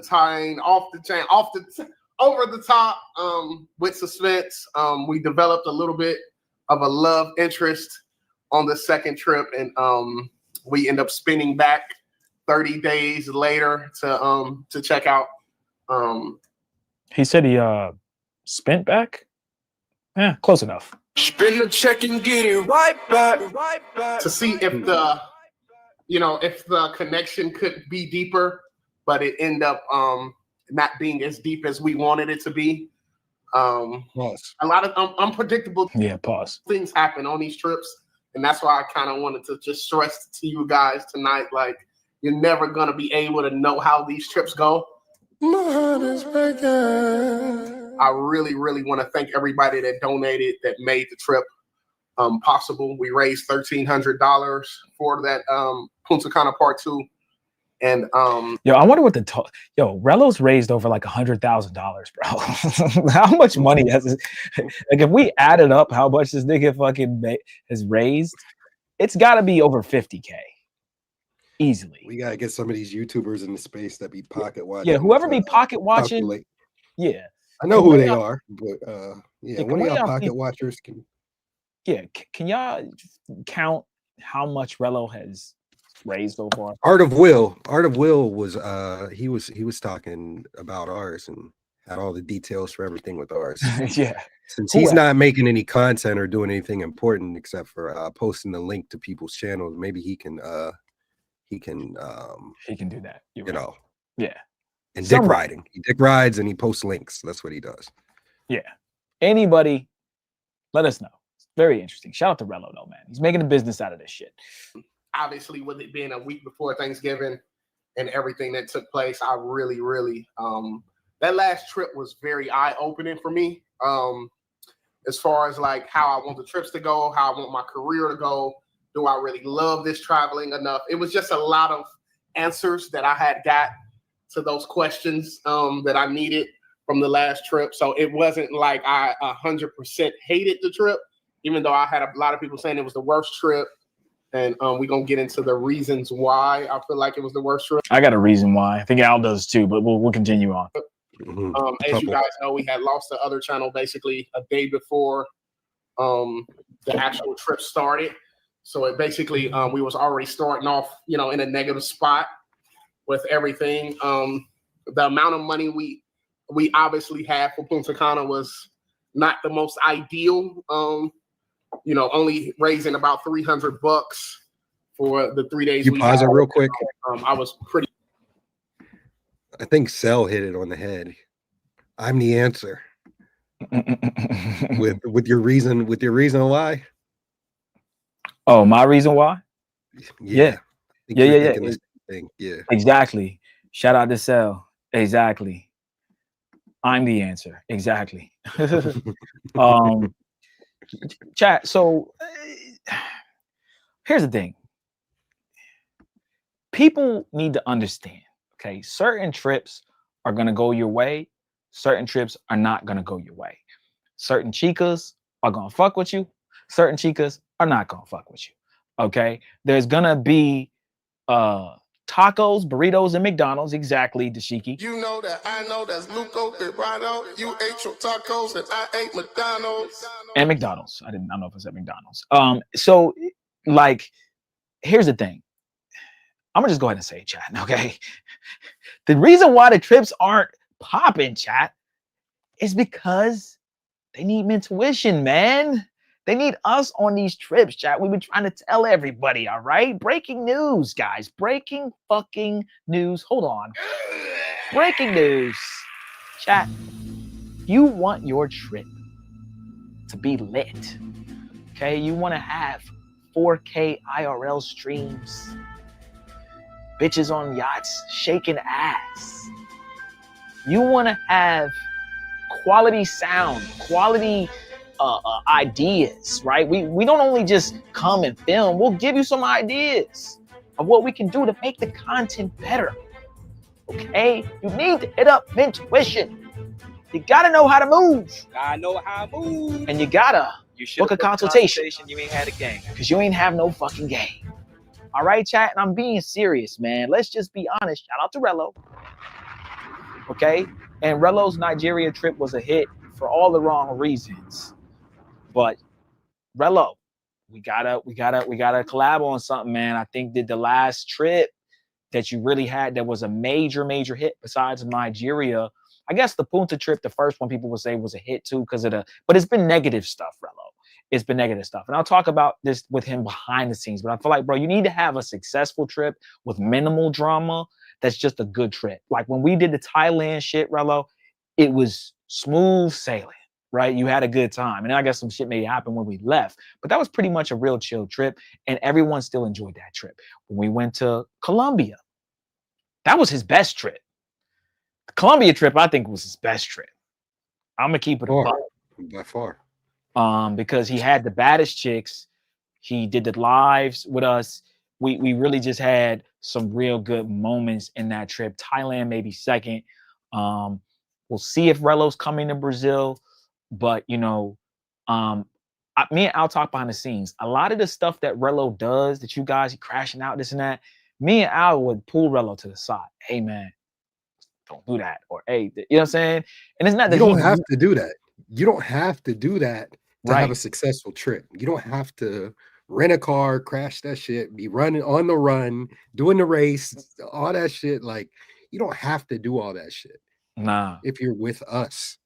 Yeah. So and we're not, and this isn't glazing chat. This isn't trying to sell anything. Rello's cool with us. I'm just saying, if you just look at the history, the trips we've been on when he's on the trip with us have been successful, and it really hasn't been a bunch of drama, and it was just lit. It was still fun. You know what I'm saying? So, but focusing more on this trip with Bernice, the dynamic seemed a little off. It seemed like they were either arguing, Rello was kind of on his phone, she's talking to the chat. It just didn't seem like the connection was there. And this is why we tell you the certain girls that you pick to put on camera, if you're a content creator, she has to be lit. Okay, I brought a few girls in this studio. I'll bring it up in a second. I brought a few girls on this show, chat. Actually, we've had a few. And the dynamic was always good. I always knew like this girl seemed like she lit. You know what I mean? And we should start bringing more girls on just to have some eye candy on the show, because there's a lot of course, baddies here in Miami. And to get a different perspective, too. Right. Everything. So right. We did, was this it right here? Damn, it was Yeah, the one that on Peruvian Peru. chick. It Yeah. might have got deleted. It might have got deleted, chat, because The old it was channel. on the old channel. But I had a Peruvian chick here, and you know, she was cool. Let me see if it's on here. It should be on there though. Yeah. What did I call? I can't remember what I called it. Just search Peru. I Just search did. Peru on the thing. I did. Not Control F, but search through the. No, I did. I did it that way. Okay. Oh, for some reason, hold on. But anyways, chat. I mean, what did y'all think of Relo's last trip? Do y'all think it was good? What do you think, Al? We could do a poll on that too. No Diddy. Was Relo's last trip a dub? Was it a success? And does this move him down in the rankings? He says he's number one. He said he was number one before that trip. Does that move him down out of the rankings of the number one spot? Let's see. Does it take Relo out of the number one spot? Crazy. Damn. But you know, shout out to Relo. We'll see if he comes to Brazil, chat. You know, not sure, but we're gonna rock out regardless. We're gonna have a good time. It's gonna be a crazy trip. But I will say, this last trip with Relo. I mean, for him, this is the best time for him to go. It's not going to be a better time. He will be going with us. One, we're the kings of Brazil. We got that shit on lock. And he's gonna have a great time as well. So I think that this is the best time for him to go. Shout out to y'all. We hit 40. We hit the 40 likes that we need. We got to drop that announcement. Okay. This is breaking news. Shout out to y'all. Shout out to y'all. Breaking news. Breaking news. Chat. We have travel space is in shambles. The travel space is in shambles, chat. And so, Intuition has decided that we are going to continue the tradition of throwing lit parties in Brazil, Rio de Janeiro. Guys, we are adding 2 more yacht parties in Rio with Don Banks for Carnival, guys, for Carnival.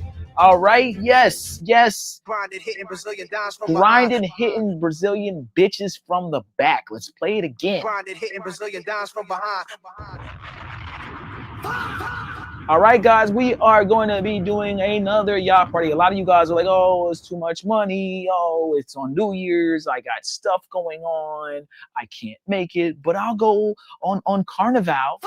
If you guys do a Carnival, we'll do it. So we're giving you 2 yacht parties. We're doing 2 yacht parties. Yacht party on February 14th, which is Valentine's Day. I don't think they celebrate that in Brazil, so nobody cares. Where's my nobody cares soundbite? I'll find it in a second. Here we go. We do not care. We do not care. Nobody cares, nigga. February 14th is going to be the first one Saturday, and then we're going to do a second one on February 21st. All right, 2 yacht parties in Brazil, Carnival. We're going to have a whole itinerary. Ticket prices are lower for this particular yacht party, so I know that'll make some of you guys happy. But also, this one is gonna be action packed, and it's gonna be lit, chat. It's gonna be lit. We're gonna try to get like 2 different sets of girls too for each yacht party. And yeah, we're gonna promote it here very soon. It's actually on the website now, but we're tweaking some things. Al, am I missing anything about the yacht party? Nah, man, you hit the nail on the head. It's gonna be a yacht party, but it's gonna be a whole nother itinerary that we're doing for Carnival. We will be there for Carnival. We just made everything official, and yeah, we're gonna have that. We're also gonna have this some other Carnival events. I'll say that we got some other stuff planned. Because outside of the Blocos, outside of just the stuff going on in the cities, it's not really much to do for Carnival, especially for us, for us, if you know what I mean, and the heterosexual people. The heterosexual, That's what I'll say. There's not really a whole lot, so we're gonna make it lit. We're doing multiple parties. We're doing these 2 yacht parties. We got some other parties planned. This shit's gonna be a whole extravaganza. It's gonna be lit. You won't want to miss it. And for the people that the tickets are gonna be cheaper, but the people that want to go to these parties are going to these parties. Like we literally just sold another VIP ticket earlier to the yacht party for the stack for 1,000, right? Everybody's saying that it's too expensive. We literally just sold another one earlier, right? So it's not too expensive. I think the people that are saying like I said, that loser earlier that I was talking about, that wants to talk shit, not really know what he's talking about. To them, it's too much money, but these parties are going to sell out. These parties are getting a lot of traction. These parties are going to sell out, and we don't really care what the people that don't have money saying about the parties. Super excited. New Year's is going to be a movie. I cannot wait. Can't wait. Be there in a couple weeks, man. Yeah, we'll be in Brazil soon, guys. So super excited. Go to the website, mentorwishnetwork.com. You'll see Carnival Yacht Parties in red. And you can click that Carnival Yacht Party. We're going to make a video for it, promo video. We're going to make a new flyer. We just kind of put something up now. So you guys that want to get the early bird specials, you can buy them now.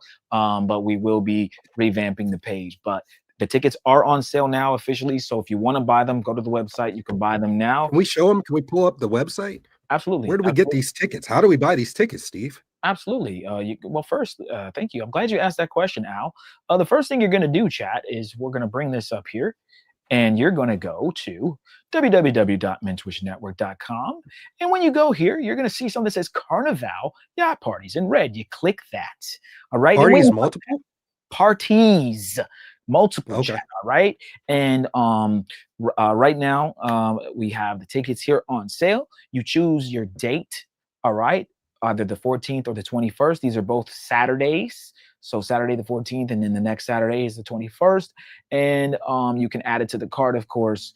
And yeah, guys, we're working on the flyer. This is not the official flyer yet, but we'll just put something up there. But yeah, man, it's gonna be lit. I think we should have some of these girls dressed in this on here, Chad. I think we will. It would be we will. Only and I know some. Yeah, it's only fitting to have some samba dancers shaking ass, doing some samba dancing in the fits. So we will definitely have a performance. And we're gonna bring some girls on just to give you guys, the real Carnival experience, man. So definitely, check out the page here. Again, it's under construction. We're just updating the visuals, but you can still purchase the ticket here, guys. Purchase now before the price goes up. But yeah, mentorwishnetwork.com.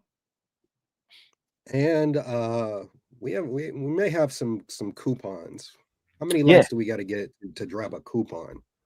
Let's get to, what do we have? 40 something likes. I say we get to let's get to 60 likes, and then we can drop a coupon to take some more money off of that for you guys.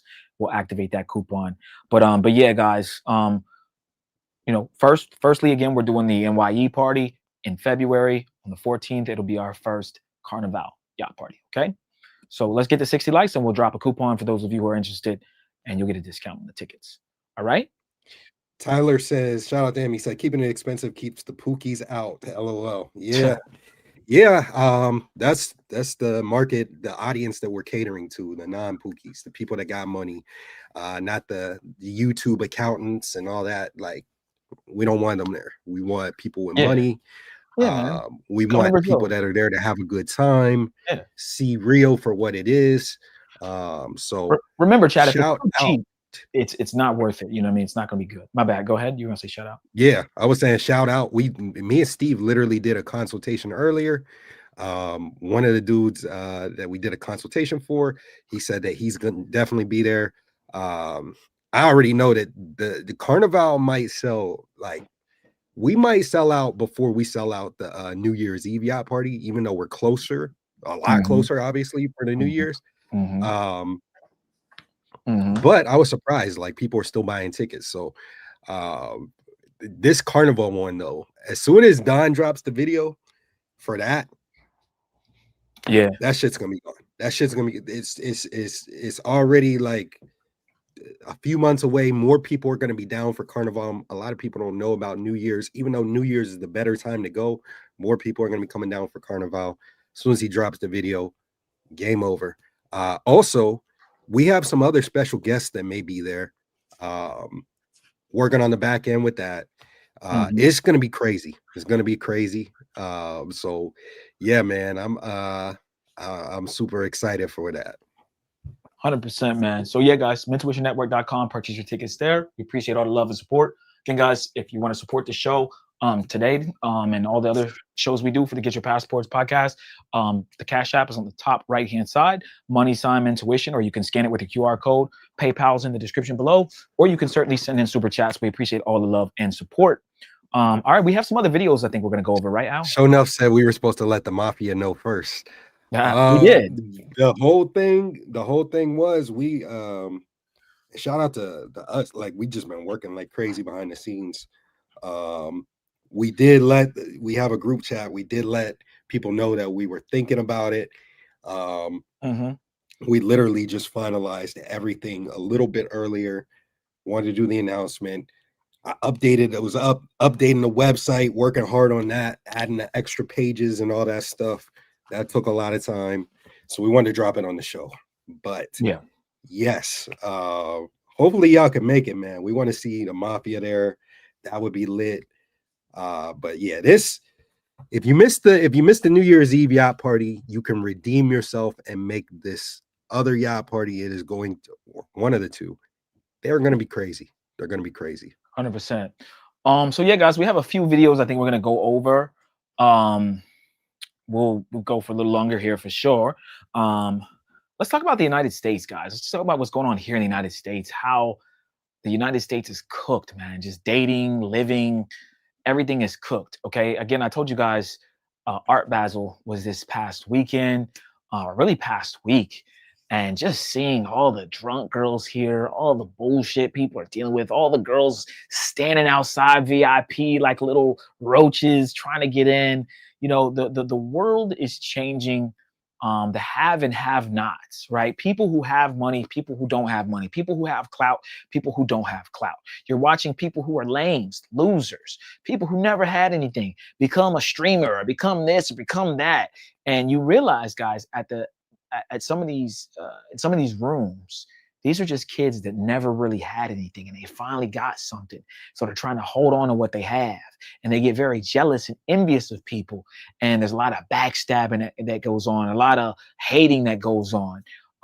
So we have a few videos just talking about in general, just the United States being cooked. And I think it's just a bunch of different stuff. But Al, I think you had one or two you were gonna put in the U.S. is cooked.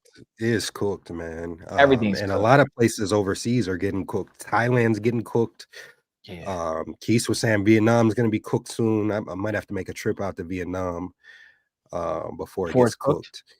Yeah, but before it's deep fried. Yeah, I have one. I'm going to queue it up. Yeah, and chat, let us know if you agree. If you think that living here in the United States is you know, is it smart? You know, is it something that should you start thinking about moving to other countries? Should you start thinking about, you know, getting your passport, okay? Get your passport, nigga. And traveling the world, or really trying to work remote. You know what I mean? Shout out to all the expats. Shout out to the people that are working remote, the digital nomads that are really out here doing their thing, man, because I get it. You know, I'm in really cool spaces, bro. I didn't meet him, but Busta Rhymes walked past me yesterday. Playboy Cardi walks past me yesterday. And it's like, it was overwhelming just being here in Miami for Art Basel. But it's like, I'd rather just be in fucking Brazil or Colombia or Thailand and just, you know what I mean? Just chilling. Like, yeah, once you see it, it's like, whatever, you know what I mean? Like, I don't really care. Like, here we go. My bad. You can put it up. My bad. There we go. All right, we're gonna play this video. Yeah, but I agree. But overseas, you are Busta Rhymes, you are Playboy Cardi, you are all these people overseas because you now have the resources to be them, and you know, you can basically do what they do when you're overseas. So that's the difference. I mean, they're cleaning up here in Miami. They could just go to the club. People are rolling out the red carpet for them. You go out overseas, it's the same. Like they're rolling out the red carpet for you just because you're American, right? They know you got money. They think you got money. Some of y'all do, some of y'all don't, but they still think that you have money. Absolutely. They're rolling that out for you. They pretty much, especially in Brazil, they want to keep you safe. They don't really like when people mess with the tourists. It hurts their pockets. It's bad for business. All of that stuff. So, shit. In Brazil, you are Playboy. You are Travis Scott and all these people. See, ran into Rihanna, ASAP Rocky. He was running into everyone this past weekend. But you're them overseas. Oh no, Dashiki said what happened in Thailand, bro. You haven't been seeing the news, man. People been fighting, fucking American bitches getting their hair pulled out. There was something else that just happened in Thailand recently. I think another fight. I went over it on the last episode. Yeah. Maybe I'll recap that, but after this. But stuff that we'll talk about it. We'll talk about it after this. Yeah. Cool. So I'm gonna play this video. Oops, wrong video. All right. Let me make sure there's volume. There's no question the cost to live in San Francisco is expensive. Now a startup just purchased a building to house 400 people and is offering $700 a month rent. But there's a catch. Renters share space with hundreds of other people and sleep in sleeping pods. A new exclusive article in the San Francisco Chronicle shares details of this new plan for what's being called a mega dorm. Joining us live now is staff writer Laura Waxman, who wrote the article. Laura, thank you so much for joining us. Hi, Karina. Thanks for having me. The company Brownstone Shared Housing just purchased this vacant building at 1049 Market Street, where they plan to house 400 pods where people can sleep. But this isn't the first time they've tried something like this. Can you tell us what happened at their other downtown location at 12 Mint Plaza? That's right. A few months ago, the story was a startup on the brink of collapse. They actually have a location right here across from where I'm at Mint Plaza at 5th and Mission Streets. It's their first location where they had 36 sleeping pods, these cubic pods that have twin mattresses that are stacked on top of each other and rented out, as you said, for $700 a month. So they actually faced an eviction lawsuit here just a few months ago. They were behind on a year's worth of rent, and it looked pretty grim at that point, but they managed to come back from that, as you can see. We'll go into regulations and legality in just a moment of something like this, but let's talk about that new location. So now they plan to implement that same concept at 1049 Market Street.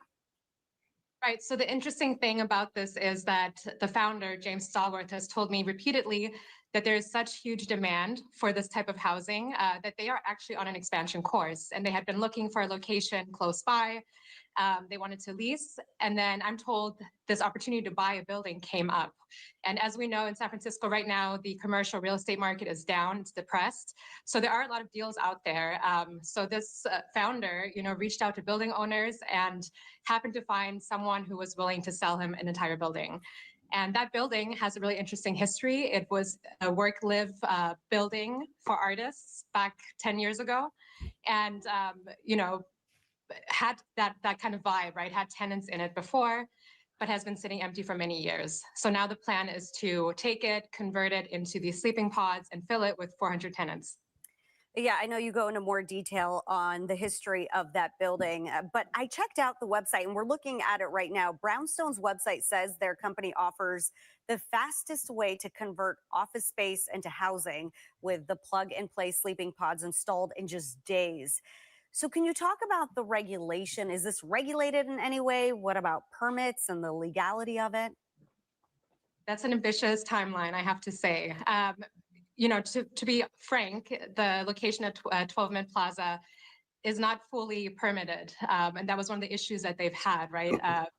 Prior to this eviction lawsuit that came this summer. They are still in talks with the city around permitting this as a legal use, having this commercial building, a former bank, become housing. And that's the same story really for the new building that they're buying. James told me that he is still working with the city to approve that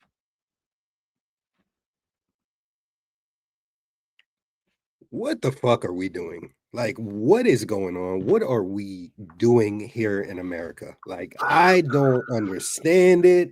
I don't get it. What are we doing? I had to go full screen. What are we doing? Y'all are sleeping in banks. It used to be a bank. Now it's a dorm. It holds 700 people. Showing up. My skin is crawling. I can see the bed bugs now. What it smell like? What y'all think it smells like in the chat in these places? Crazy. The US is cooked. You can go overseas. You can pay $700. You can rent. You can get an apartment for a whole month out there. Food's cheaper. The quality of life's better. The women are better. You can get whatever you want over there. Why are we here in the States still? I don't get it. I don't understand it. And this makes zero sense. What do you think, Steve? I mean, so one of the concerning things for me with this chat was that it's $700 a month to live in one of these little pods. And it looked like only like there was a curtain. It wasn't even like a door or any like, maybe like what if it was like a room at least, you know what I mean? Like a linear room that was just maybe like, I don't know, 8 feet wide or something by like 12 feet deep or something like that. Like I could see, okay, you just have a bed, we have a little kitchenette, whatever it is. But I mean, these look like little bunk beds. You know what I mean? They're charging $700. So I'm very surprised that I'm not very surprised this is happening, but I'm very surprised at the pricing that they're charging.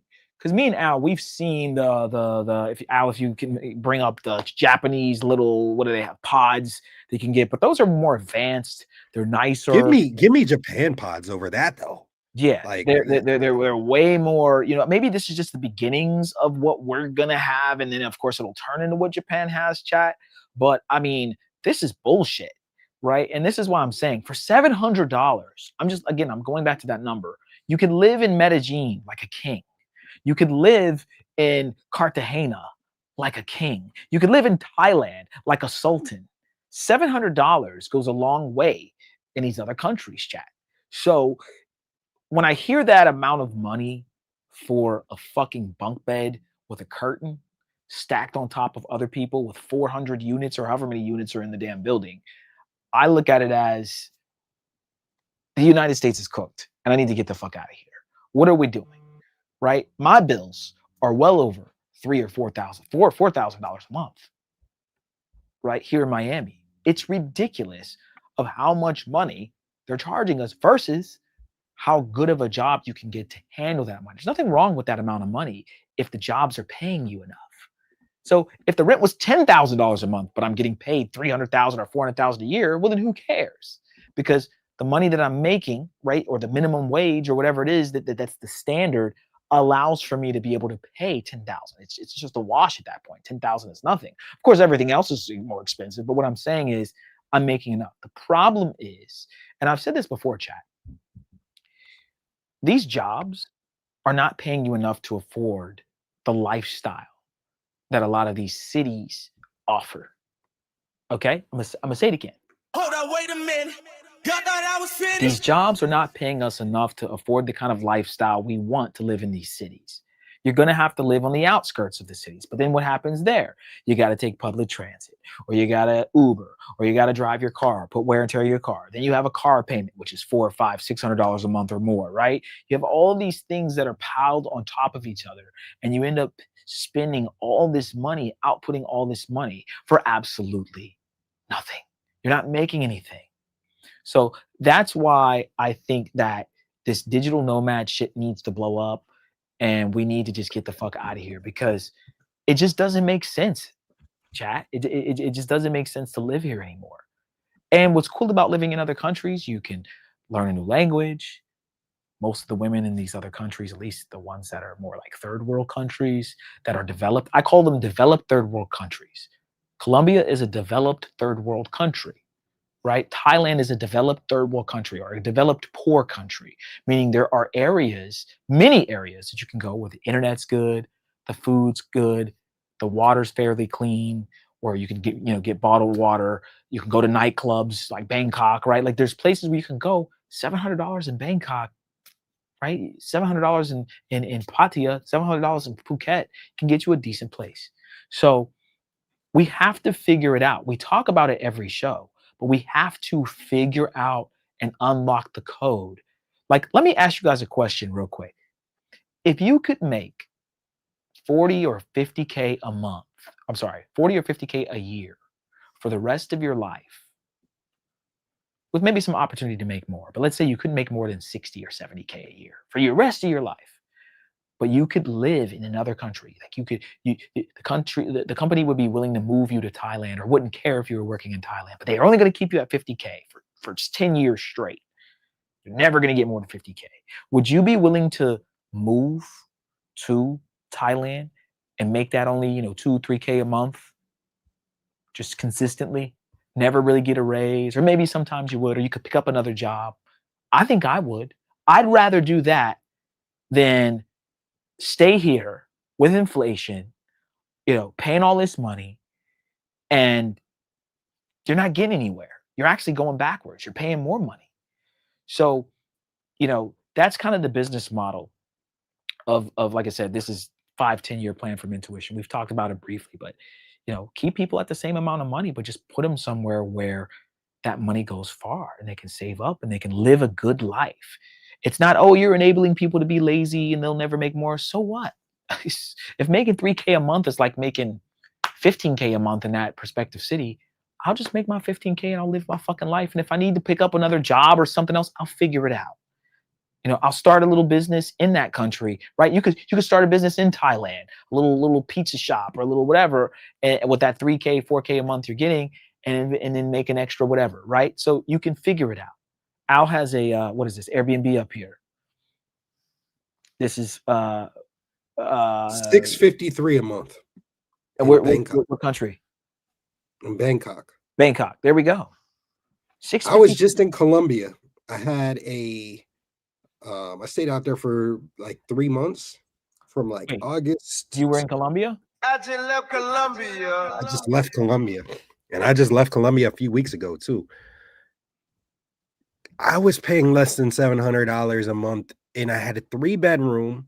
I was trying to find the Airbnb. 3 bedrooms, 2 bathrooms, marble floors, kitchen. Let me pull up actually the vlog. I'll pull up the vlog. Yeah, you showed it on one of the shows. I'll bring it up. Chat, what are we doing here? Right? What are we doing with this rent, with this cost of living? You fucking go out to eat, you buy groceries, you buy eggs, you do Uber Eats, it's minimum $30, $40. Ubers are minimum $20, $30. It's too high, bro. It's high. It's not because we're in the United States. No, they're just charging more because they're charging more. Bottle of water is $7. $7 for water, bro.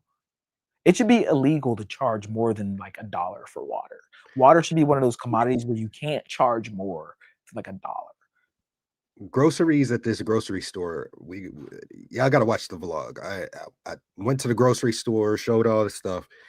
I'm eating steak and rice and having her cook it for me, all that stuff. I was doing a live podcast at the time. She's over here cooking. Did the swept the floors, mopped the floors, cleaned my room, did all that stuff, made the meal. She made like 7 meals. This was the steak and the mushrooms and the coconut rice and the plantains and all that shit. I had 7 of those meals with the groceries I bought. I had a plate there. She had a plate. I put 2 plates in the fridge for later, for later on in the week. And then I gave my security guards some food too. I made them all plates. And it cost me like $27, $30, something like that for all of that food. This place, this B&B, nice as hell, less than $700 a month. Like, what are we doing in the United States, man? What are we doing in the United States? That's crazy, man. What are we doing in the United States? It's crazy, chat. So yeah, this in Miami would cost you like minimum like 6 bands, 7 bands a month, just for a 3-bedroom. You said, right? 3-bedroom, 2 3-bedroom. bathroom. Yeah. Minimum 7 bands, 6-7 bands a month. If you're in Miami, you go on the outskirts, you can get it lower. But again, like, who wants to live on the outskirts all the time? Like, sometimes you just want to fucking live in the city, bro. And even if you live on the I was outskirts, 5 minutes from Central, 5 minutes from Central, 5 minutes from the beach. Like you said, who wants to live on the outskirts? Like, this is cheap. McDonald's is the same price as going out to eat. Yeah, McDonald's got expensive, and it's expensive overseas too. hey man, Yeah, shout out to McDonald's is gonna go out of business though. That's Luco, you ate your tacos and I ate McDonald's. So you can have all of that. The girl comes separate. The girl you got to get on your own, but you could have all of this for less than 700, or you can have a bunk bed in San Francisco. You step outside.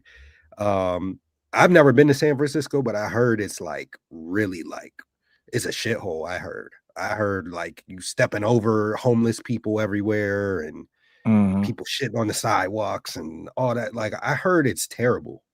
The city is terrible. So I don't know. Like I said, I've never been there, but you could pay $700 and have a bunk bed there, or you could be overseas. Crazy. yeah, man. So chat, get your passports. Get your passport, nigga. And yeah, you gotta just look at. There's a point where it just doesn't. It's not smart. And I get it. A lot of people are working a job. They're comfortable. They have family. They have obligations here. This isn't really like a game where like maybe you have a lot of obligations where you can just jump in and be an expat or be a digital nomad. But if you're single, you have a decent job and there's, you can work from home, or you can, even if you can just get some time off, go experience the world. Go experience the world. Get your passports, travel, and see what it's like in these other countries. I've been telling King 6'8" that, man, like, bro, we're doing the same shit here in Miami every day. I get it, bro. You're King 6'8", and like you get to like, you're like the higher echelon of dudes that can just get girls and shit. But bro, like I'm explaining to him, like, bro, like Brazil is different, Colombia is different. Even the first world countries that are like Japan. Like Japan's not a third world country, but you go over there, you just get treated better. So it's like, why stick and stay in something where you're not getting treated better, you're not appreciated, you're getting overcharged for all this shit. And it's like, even in these other countries, if they overcharge you, or let's say they quote unquote cheat you out of money, it's still not gonna be as much as they cheat you out of here. For example, guys, my electric bill at my place right now in this studio, guys, is like $400 or $500 a month. I know that may sound crazy, chat, but I'm being honest. My bill is never under $350. Okay? Hold on, wait a minute. Y'all thought I was Never under finished? $350. I'm the only one here. Al's here too sometimes, but like it's 2 people here at max. We're not leaving the ACs on the lowest setting. And my AC is on 81 right now. It's literally at like not even it's on cool, but I put it on 81. So it's basically just blowing like regular air, right? And I'm in an attic, so I leave this particular AC on just so it doesn't get too hot up here. But I sometimes even turn it off, and my bill is like $350 to $400 a month. And I literally will call the fucking the fucking power people, and they say, "Oh, it's because you probably have your ACs on, all of them." I have like 5 ACs. You probably have them all on, and it's because you have the AC turned down too low. I'm like, bro, in what world is my electricity bill? Why would it ever be that high? Like, yes, I have lights and I have these little LEDs behind me, but guys, these don't draw a lot of power. This shit behind me doesn't draw a lot of power. It's LED. LED is made to not draw a lot of power, right? Those old light bulbs with the little stems in them, those were the light bulbs that were hot, not efficient. But I have all LEDs in this place, and my bill's super high. I know people that live on the outskirts of Miami, their bill's no more than $100, $150 a month. So what the power companies have done is said, oh, you live in Miami, like you're in the city, you're in a really close part to where all the action is. We're going to charge you double the price, triple the price. Not only that, I asked the fucking power company. They go, yeah, half of that 350 or 400 you're paying, Steve. They were like, that's just taxes and fees. So $200 of my bill, chat, isn't even for my consumption of my energy that I'm using. It's just fees and taxes. And I'm like, bro, for $400 a month, guys, by the way, I could live in Medellin in a nice place. I could live for my fucking power bill cost. Just my power bill cost, I could pay for a whole, probably 1 or 2 bedroom in Medellin, Colombia.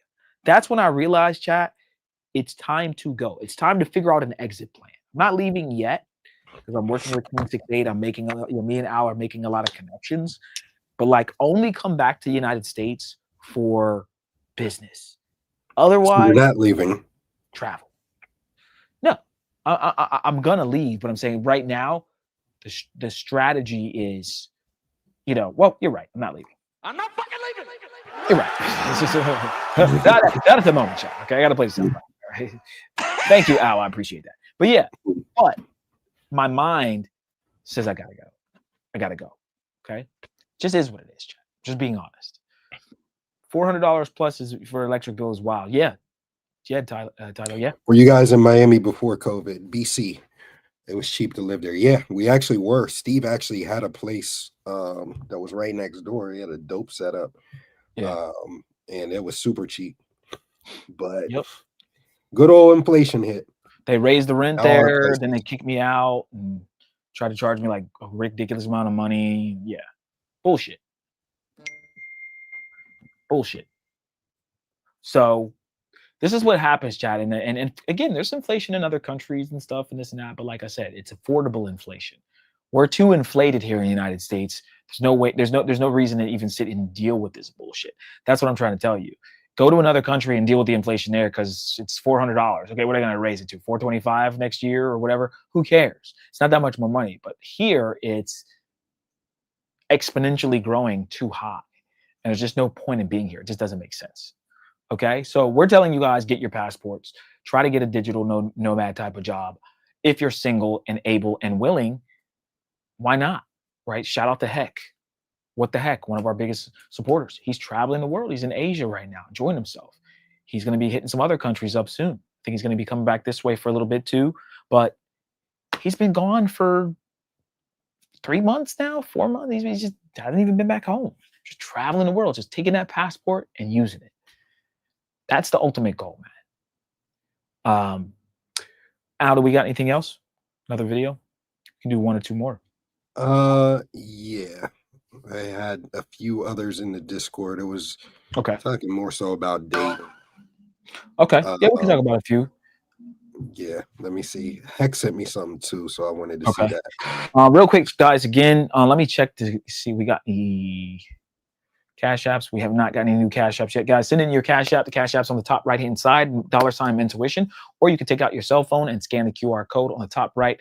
Send in that support. We appreciate that. We have the PayPal and the link in the description below, or you can send in a super chat. Just remember, if you send in a YouTube super chat, YouTube takes 30% of whatever you send in, and it takes us about 4 weeks to receive that money in our bank account.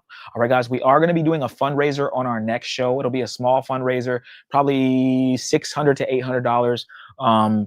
We're going to try to raise that by Christmas, and that'll be in order for us to help with just some of the extra room and board bills that we have going down to Brazil for the yacht party. Again, guys, the yacht party money that people are paying tickets for, we are using that for the yacht party. We're not using that for us. So we still want to raise a little bit of money to help with our plane tickets and whatever else we have going on. So we will do a small fundy next show for a couple weeks until we are ready to head down to Brazil. Okay. But we have a couple more videos, guys, we're going to go over, and then we'll wind down. Make sure you guys like the video. And again, guys, we are doing Carnival with Don Banks, 2 Carnival parties, February 14th and February 21st. Go to mentuitionnetwork.com and you can purchase your tickets for that. Did we get to 60 likes? If we get to 60 likes, guys, before we didn't do that yet. All right, if we get to 60 likes, we're gonna give you guys a coupon that you can use either today or probably today, right after the show, that you can use to get a discount on your tickets. If not, we'll maybe drop the coupon on the next show. Al, did you have a video you said you wanted us to go over real quick? Yeah, let me pull it up real quick. Chat, we'll do like 1 or 2 more videos, then we'll wind down. Shout out to Sally. He said, "Great monologue, Steve." Thank you, bro. Appreciate it. He's texted us. Yeah, you can try. Yes. Okay. Oh, we got some more Colombia news. I'll put this in the chat. Let's do that. Let's do that. We can do that, and then we'll see where we're at with there. Colombia. I put the thing in the chat. Okay. All right, guys. We're gonna bring up 1 or 2 more, and we'll wind down. We do have some stuff on Colombia. Always news on Colombia, chat. That's you know what I mean. That's every single day. There's always something going on. Let's bring this one up. Here we go. Okay, let's see. This is it right here. Oh, damn. Heck, I gotta play that. Heck, ended up crashing into somebody on a. Uh-oh. Is this the one, though, Al? At Rio Negro Airport, a U.S. citizen was blocked after an alert revealed his criminal record and the threat he posed to national security. He was sent back on the next available flight. Wow. Yeah. Okay. So authorities sent the U.S. American home before he could even enter Colombia. Okay. So basically, chat, again, we've told you people are being harassed on these flights. Now, this person apparently had a real record. Not sure exactly what kind of criminal record we're talking about. But they can, I guess, do what, Al, like background checks or figure out if you have a criminal record from your passport and then send you back home. So, guys, your passport is tied. You know, all the information you put in, it can certainly tie back to anything you've ever done in the past. We also don't know how recent the criminal record is. It could have been 5, 6, 7, 10 years ago. Who knows? Now, I'm not trying to make up for a person who's a criminal, but I'm just saying he may have done his time already, or may have, you know, whatever.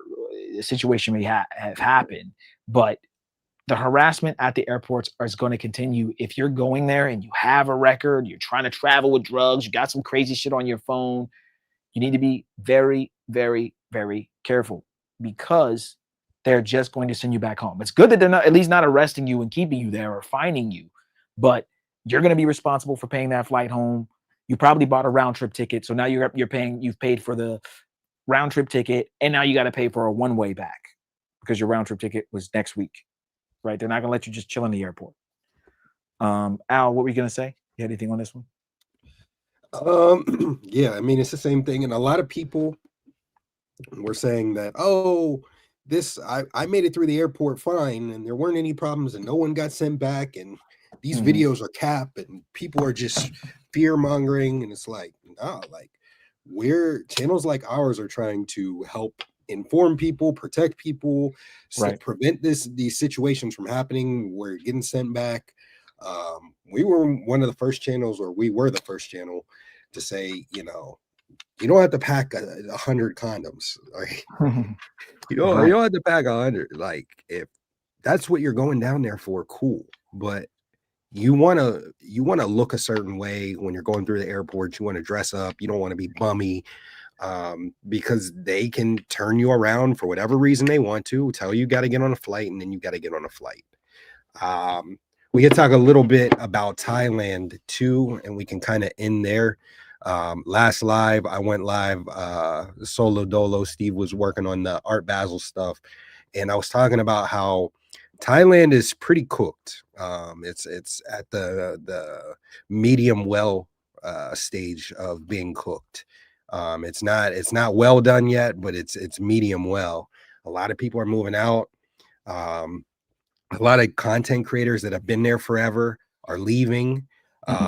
There's a lot of visa laws that are happening there that are affecting things drastically, not just small things happening, but it's affecting it's drastic changes that are making people question, is it worth it to be here? Some of these visas, you can't have like a permanent visa like you can in a lot of other places in Thailand. And also it's they're making it harder for digital nomads to be there.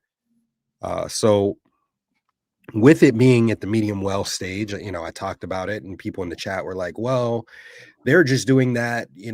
People are overstaying their tourist visas and blah, blah, and they need to just get better visas. And I was like, that's cool. But shout out to Travelversity. He's a friend of the channel as well. I pulled up his video and he had brought up the fact of, just how drastically he's changing. So I'm going to play a little bit of that and we can wind down. It's the one you just sent, the Pattaya one? I just sent okay. Got it. All right, we'll play a little bit this one, guys. We'll wind down. Let's see what he has to say here. Just plan on doing go start from the beginning. Use the viewfinder and find the Travelversity video. This is it right here. Yeah. Yep. Okay. Right here. Yeah. All right. When do we started though? Hold on. Here it is. Live. Check in with y'all. Kick it with y'all for a little. A lot of people change their visa. All right, I'm gonna play the video.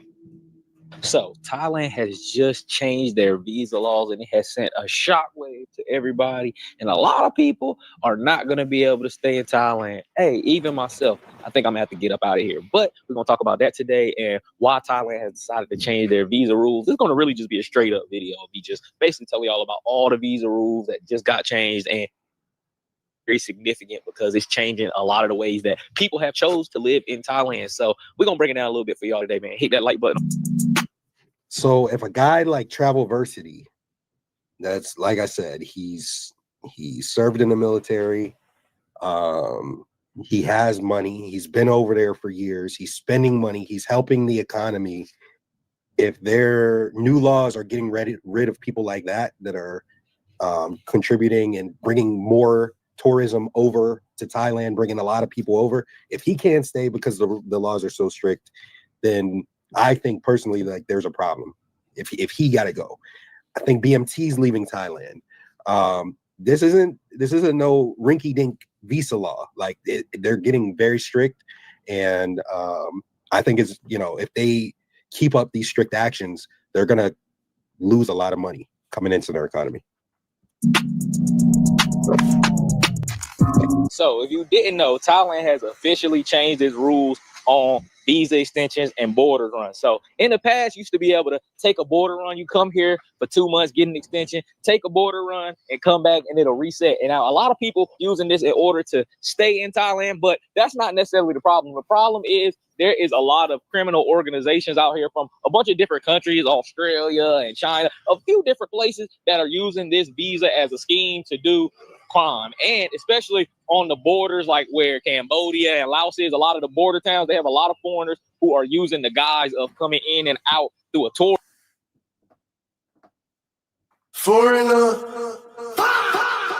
Tourist visa and using it to do crime. Not only that, you also have people that are using it in order to work. So there are people that are coming here from other countries that are on a tourist visa, but they're selling stuff and they're, working as vendors. And you're not supposed to do that, man. You got to have the proper visa if you are planning on working. You got to have work permits and all that type of stuff. But this has caused them to stricken all the rules when it comes to border runs. So from now on, you can only come in 2 times per year, basically, on a tourist visa. And on the first time, you can get a 30-day extension like they've been doing, where you come in, you get 60 days.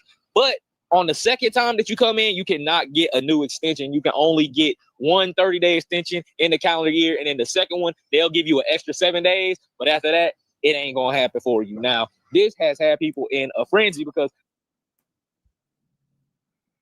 Want to pause it right there.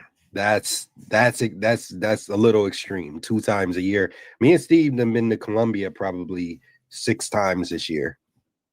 If they put some shit on where you could only go 2 times in a year, I think that would affect a lot of people.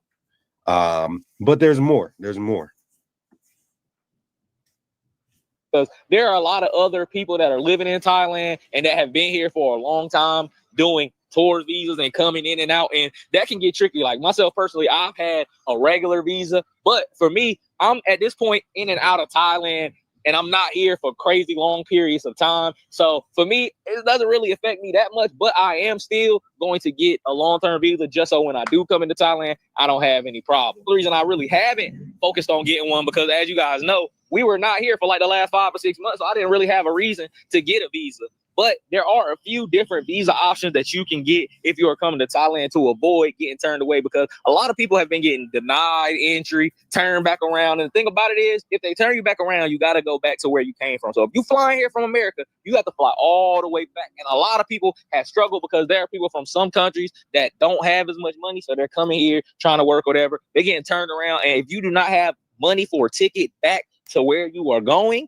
then you will be sitting in a detention center, an immigration detention center in Bangkok until you can get a ticket or until the airline decides to pay for it. Who knows how long that'll take. You definitely don't want to be sitting inside of a IDC immigration detention center because of the fact that you try to come in too much and you did the bad entries and you had too many, and you don't want to go through all that, man. You don't want to get. All right. You take a flight from New York City, going to Thailand. You get to the airport. For whatever reason, they say, yeah, we're not letting you in the country. Sorry. You then have to get on a flight, go all the way back to New York City. You can't go to another country. You can't go to Philippines. You can't go to Japan. You can't go to Cambodia, to Vietnam. You got to go all the way back. And if you don't have money for a flight right then and there, which most people do, but a lot of people have been traveling, especially people recently. NYC, he almost got stuck in Thailand, right?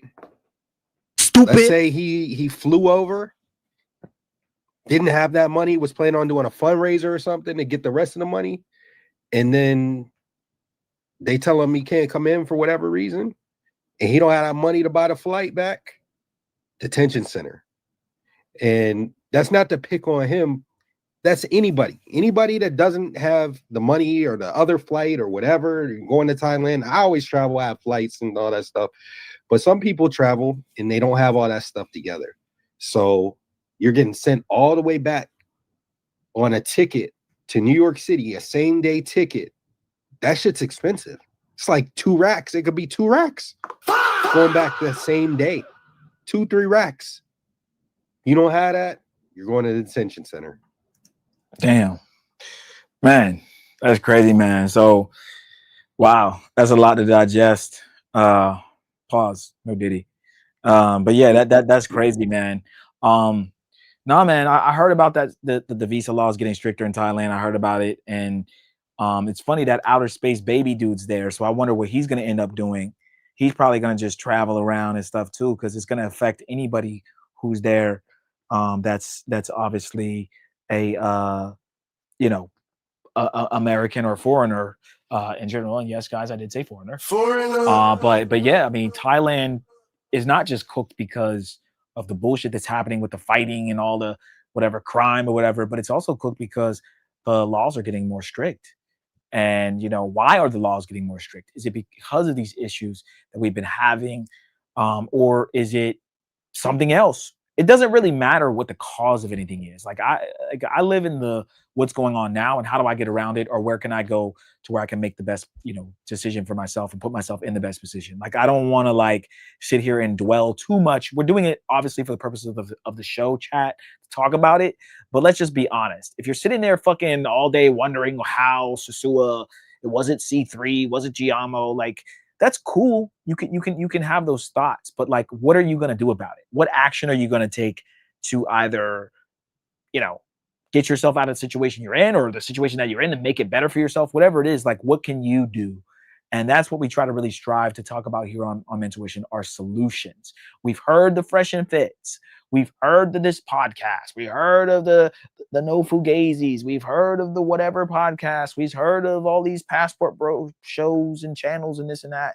But what can we do to actually move the needle? Because complaining about it, complaining about the prices here, complaining about the women here, complaining about certain countries and how they treat us, cool. You got to find a place, find a country that treats you well, set up shop, and figure out how to stay there.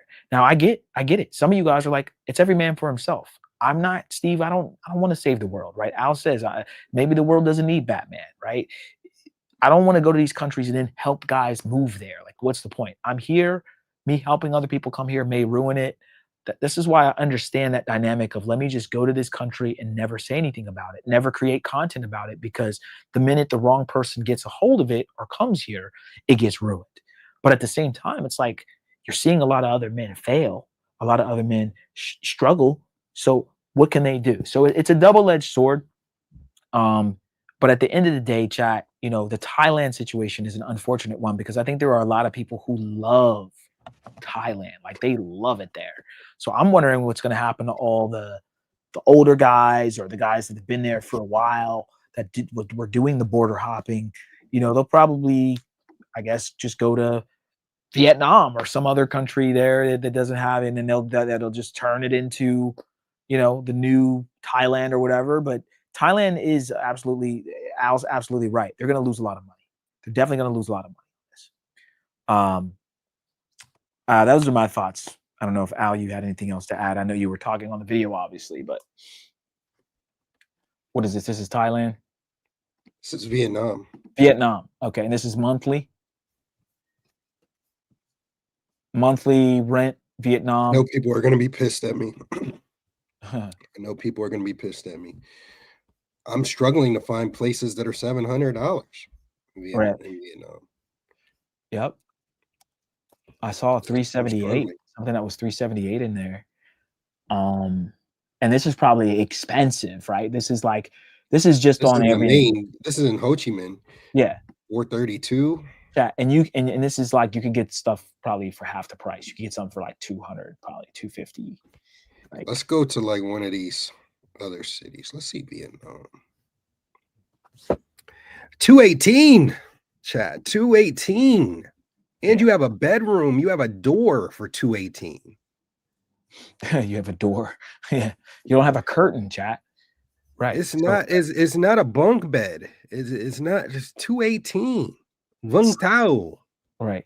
So the question is, chat, if you could again get a digital nomad job, would you spend the money? Because it's $700 a month for that pod that they were selling. You could spend, $1,400 on a flight or whatever to Vietnam, which is probably not even that much. But let's just say 2 months worth of what the pod is. You could move to Vietnam, probably buy clothes. You don't even leave. You can leave everything here.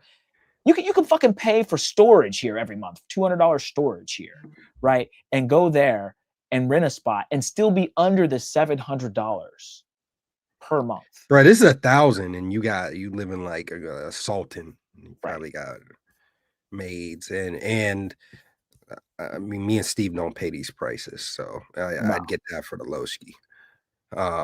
So, and that's for a month. So,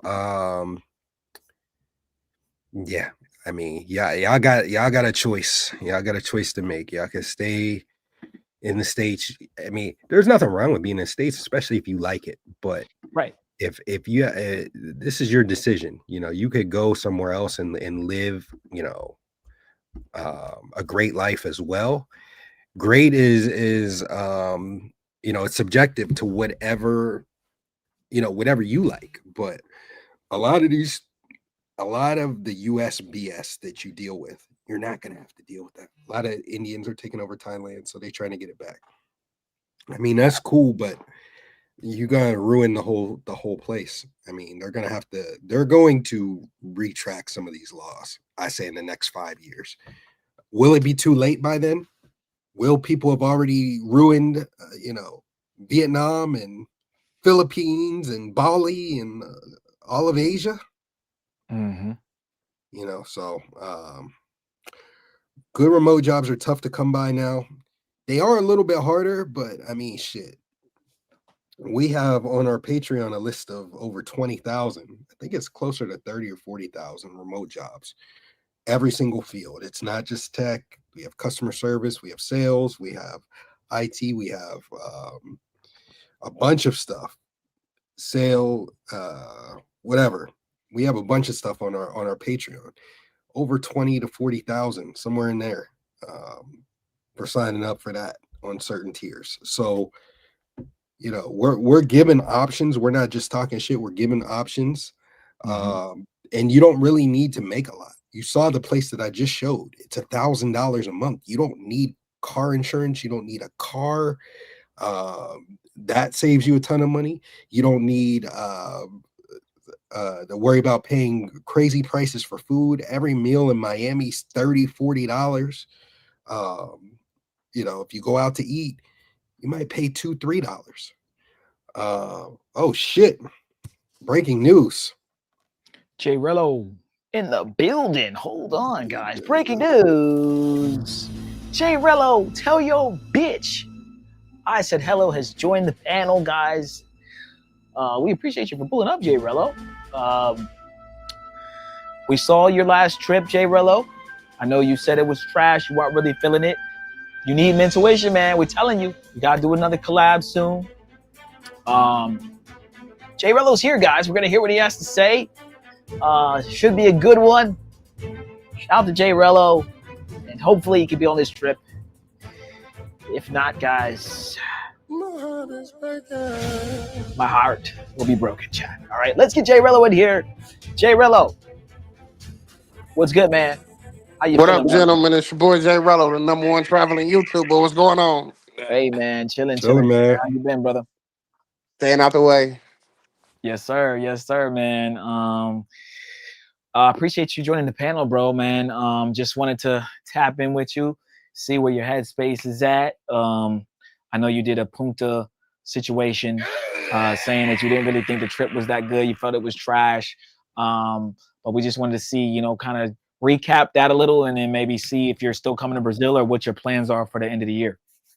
Well, I mean, the whole situation with the Punta Cana Part 2 trip, it wasn't like meant to be like a over the top trip. It was actually like set up to be more of a GFE situation, right? Mm-hmm. But the situation with Bernice, it didn't really play out the way I was expecting it to play out. So for one, it was like totally different from usually what I do with the quote unquote Johns and stuff that was what let's keep it 100. A lot of people really, really love and like my trips for the whole just different John everyday type of stuff. Like, Right. you know, so it's kind of like for the people who wasn't like specifically looking for that, they wasn't checking for it too. And then with the budget and then with how things played out, it just you know, I've got so many legendary trips. I feel like, you know, you have one that's not really so over the top, you really can't kill me for it. I ain't gonna lie to you. Especially going to an expensive place like Punta Cana, and I put together that trip so fast, and Right. I didn't even have any bread. But it was set up like I could have got, you know, off with the budget I had, but the budget I did have for what they would naturally expect from me because it's me, it just wasn't gonna be possible this time. So long story short, I'm just honestly blessed that I could still get my trips off with everything that has transpired over the last, you know, year. And I just think I still feel like I got the best subs on YouTube.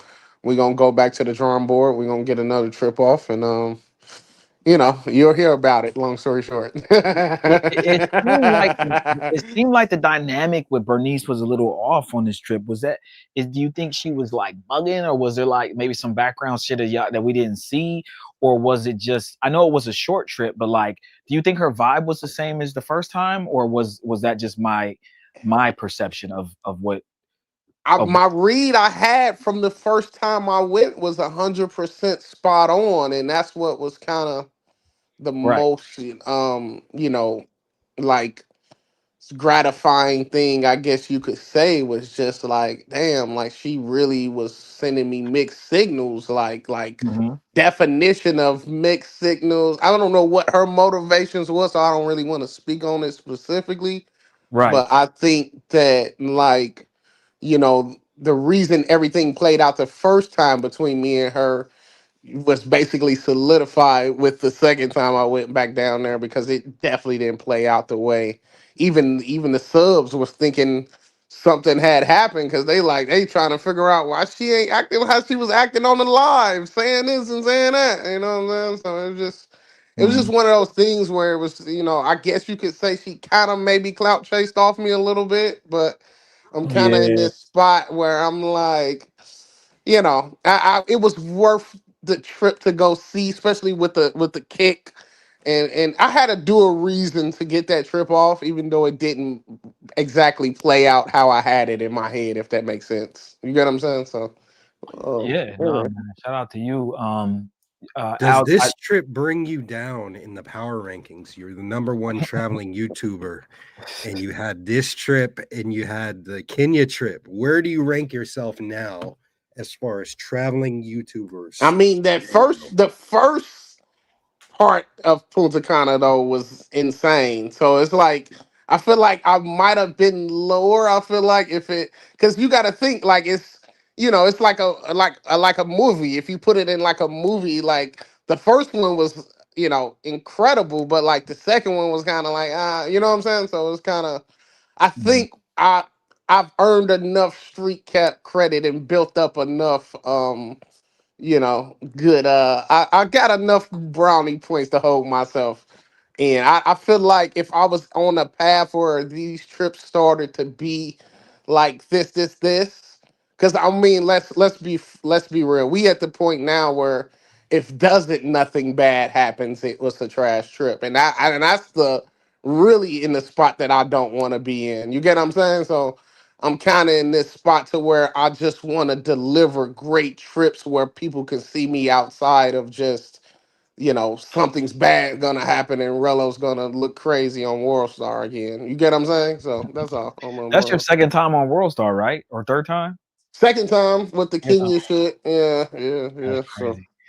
So Rello, do you think that your trips are better off with intuition? Like if we were on any of the trips that you had, do you think they would have been better, worse? And I'm not trying to gas us up like we're the best, but what I'm saying is like I feel like our trips have been legendary, and we have to give the people another one at some point in the near future, because I think we the first one was kind of a tester. We were just trying to, you know what I'm saying, figure it out. We really didn't even really, I feel like we didn't get Thailand off like we could have, because we only had right. for a period of time. We kind of got there and then we left and you stayed. But I feel like that Medi trip, I was telling Al, I feel like that was your best trip, not just because we're on it, but I just thought you had the baddest Johns. I just thought it was overall some drama, right? There was the situation with what's his name? Nomad. Yeah. Nomad. There was Yeah. the girls. The girls were with it. That to me, that was one of the first trips where we had the jacuzzi. Then you had girls with dancing and shit. Yeah. Like I don't know. Yeah. I felt like there was Every no day other was trip you lit. had that did Every that, bro. day, yeah. Every day was lit. It was the perfect amount of days. I had a decent, budget once, the subs gave me some more money on what I had. Like, and that's why I do love Colombia, because it's cost effective for me, because for one is for me it's like catered towards more towards nighttime, and then for two it's kind of like, it's the women, you know what I'm saying? So like I really think Medi, if you run a poll, they're gonna say Medi's my best trip, because it had overall, just with the production quality, the drama, the girls. It's people are infatuated with Colombia, so it's just like one of those things where it just hit a whole bunch of different trigger points. Is what made the Medi trip so iconic in my head for sure. I feel like we gave them a good tester in Thailand, and that was a great trip. But then once we did Medi, I just feel like For me, like my Medi's trip is like for me all around, like pretty much damn near on top of it. Was short, sweet, straight to the point. Right. Gave you a good it gave you a good synopsis of what a trip to Medellin would feel like. Like I said, I hold the Medi trip near and dear to my heart because, like I said, everything was organic. The production quality was up to par.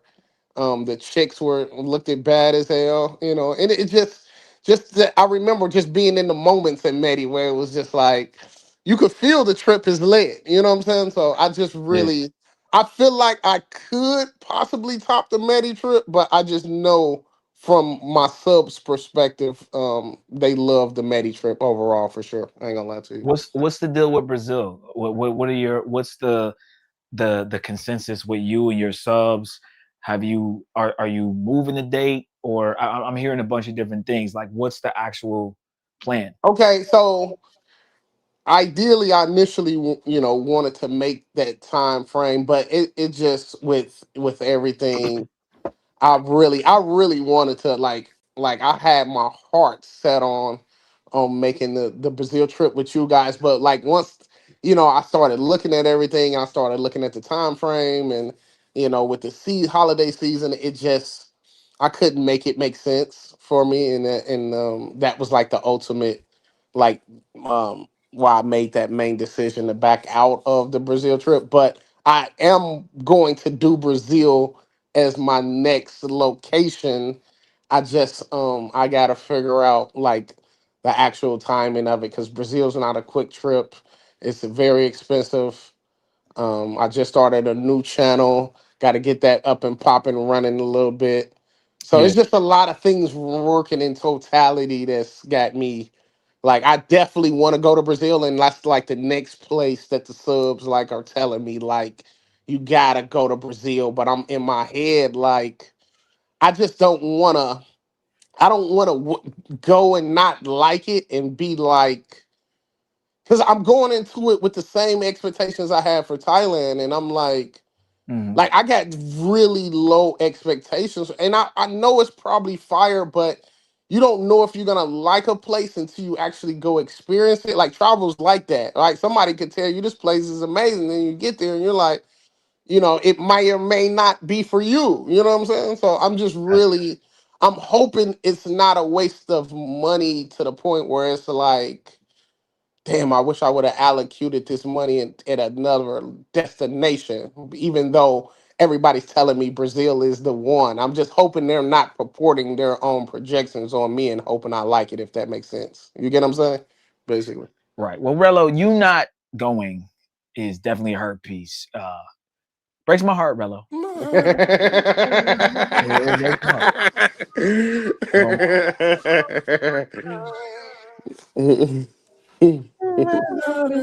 It breaks my heart. Come on, man. Come on, dog. You supposed to come to Brazil, man. We supposed to be homies, man. Damn.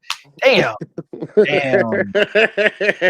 See what Rello see, man. He did the old. That's what they call that, the whoop de woo. He just, yeah, I'm gonna come. No, man, no, the time frame with the holidays, with me just coming off the Punta Cana trip, it just was gonna be too much. That's all. That's all. I It was feel gonna be too much. Yeah, all right, that's cool. Well, I mean, let us know if anything changes, man. That it would be dope, but it's cool, man. We'll rock out for you, and we'll definitely shout you out. We'll be turning up, but I think that as far as the Punta trip goes, like you were saying, it was a short trip. And I know you have a way you deal with your subs and how you handle certain things with the fundies. So, I think that, hey man, for you to keep what I'll say is, man, persistence, you to roll over the kick, get the kick started, and to get monetized on Kick, get as many people in the chat. I definitely think that's dope. I commend you for that. And to keep making channels on YouTube, even though they keep banning you, man. You've been banned now, what, 5, 6, 7 times? So Yeah, but this one wasn't a ban. This was a copyright. litany of copyright claims Right. that I didn't resolve. I got Basically, you. I totally disregarded so many. I looked in my email and I was like, okay, this makes sense why they got me together this time. You know what I'm saying? So Right. Right. Just take care of the copyright claims. Be careful streaming music on video. I'll be out in the club and stuff a lot. So I just really, it wasn't like I'm like banned on YouTube. It just was, this was a specific situation. Long story Well, short. but even so, the fact that you say, you know what, fuck it, I'm just make another channel, right? You're not giving up. So, and you're gonna get those subs right back. So, a lot of channels been quiet, right? Razor hasn't put out much content. I'm like, where Razor at? I ask, has Razor done a live? So it's weird because some people, not to say that Razor only does content on you, but some content creators, it's like they get hotter as you have issues going on. So, we got to think outside the box with the content that we create. And yes, it's nice to follow Rello and see what he's doing. And we talk about you on our channel. Obviously, we talk behind the scenes, but we got to get more creative. We got to put out better content. We're going to be doing this yacht party with Don Banks. I'm super excited for it. And I think this Brazil trip's going to be one for the books. It's going to be super legendary. And we're going to really make sure we try to bring some dope shit for you guys this time around. And I'm excited. So, Al, I don't want to keep talking. Al, did you have some other questions for Rello too? So I want to make sure I have. Nah, man. We will be back again in Brazil. I don't know if we're gonna leave. We'll see. But I don't want to leave. If the support's there, we might stay the whole time. But either way, we'll be back. We'll be there for Carnival. We just had that announcement. So that's another opportunity. If we don't cross paths, we don't cross paths. But yeah. So Rello, wish you best. Go ahead. What's the official next trip? So is it Brazil just later, or do you guys something else coming up in between? I'm playing around with 3 different locations. It seems like my subs want me to do Brazil for sure next. Okay. But then I want to set up shop in Thailand because I love it there so much, right? It's like I really, really love Thailand. But I also love Kenya too. So I'm in this weird conundrum where it's like I love Thailand, right? I love Kenya, but I also want to, I also might go to Brazil and love it. But the thing about it is like, okay, so they want me to try to like do South Africa after Brazil, right? So I'm kind of in this spot where I have a good base by being that I've been to Kenya that I kind of I gotta use that as the bar because I really liked how I felt in Kenya, bro. Like that cost of living was just so fire. You know what I'm saying? So I just really like, once I do these other places, I'm gonna always have in the back of my mind, like, cause when you go somewhere and you get that feeling like I could live here. You know what I'm saying? So it's kind of like I love Thailand because it's got certain things that I love about it, and I love Kenya because it's got certain things I loved about it. But now I'm hoping to have that same feeling for Brazil. I just don't want to. I don't want to get in a spot to where I'm wasting money going to places that people think I should like when I got places I know that I love, if that makes sense. You get what I'm saying? So I'm Absolutely. kind of in this spot where I'm like, I'm basically after Brazil, it's like everything else, like everything's done after Brazil. So it's kind of like, I could do the Philippines or I could do Costa Rica. Like everything else is like ancillary places, if that makes sense. You know what I'm saying? Like, so Yeah. so No, I'm just hoping to see like, because that's the thing. If I go to Brazil and I'm like, I don't want to think about no other place. This place is the best place I've ever dreamed about. You see what I'm saying? Like, you feel me? Like, I'm hoping if I feel that, then it's gonna put me in a totally different space. Then you see what I'm saying? Like, you feel me? Like, so that's the only thing. Well, I mean, So. look, man, some people travel places where they've been before, or maybe they're even just more comfortable at. So I get it. I mean, you could definitely do a round tour of Thailand. I mean, that would be dope. You could really go anywhere, man. You've been to Punta twice already. You can go to Medellin again. You know, I mean, there's a lot of places you can go. So, Medi's too one dimensional though. to really it doesn't have the diversity I would be needing to actually want to stay there long term. You know what I mean? Like, Right. I mean, how many times can you go to Parky Ellis and do Communal 13 for you're like, all right, this is, you see what I'm saying? Like, versus like a Thailand where it feels like you ain't even get 6% of everything it is to do out there. You see what I'm saying? So it's kind of, it's just it's very different for me. But like, I get what you're saying though. But like, I'm more so transitioning my thought process to like try to find places where you could stay long term, where you could genuinely be like, I love it here. You feel what I'm saying? Like, I love how my life is here, if that makes sense, basically. I'm Right. transitioning from just vacations, hot spots to like living long term, if that makes sense. You see what I'm saying? So that's all, Steve. No, that's what's up, man. No, I mean, look, we're gonna continue to follow your journey. You know what I'm saying, and check out, the places you go to.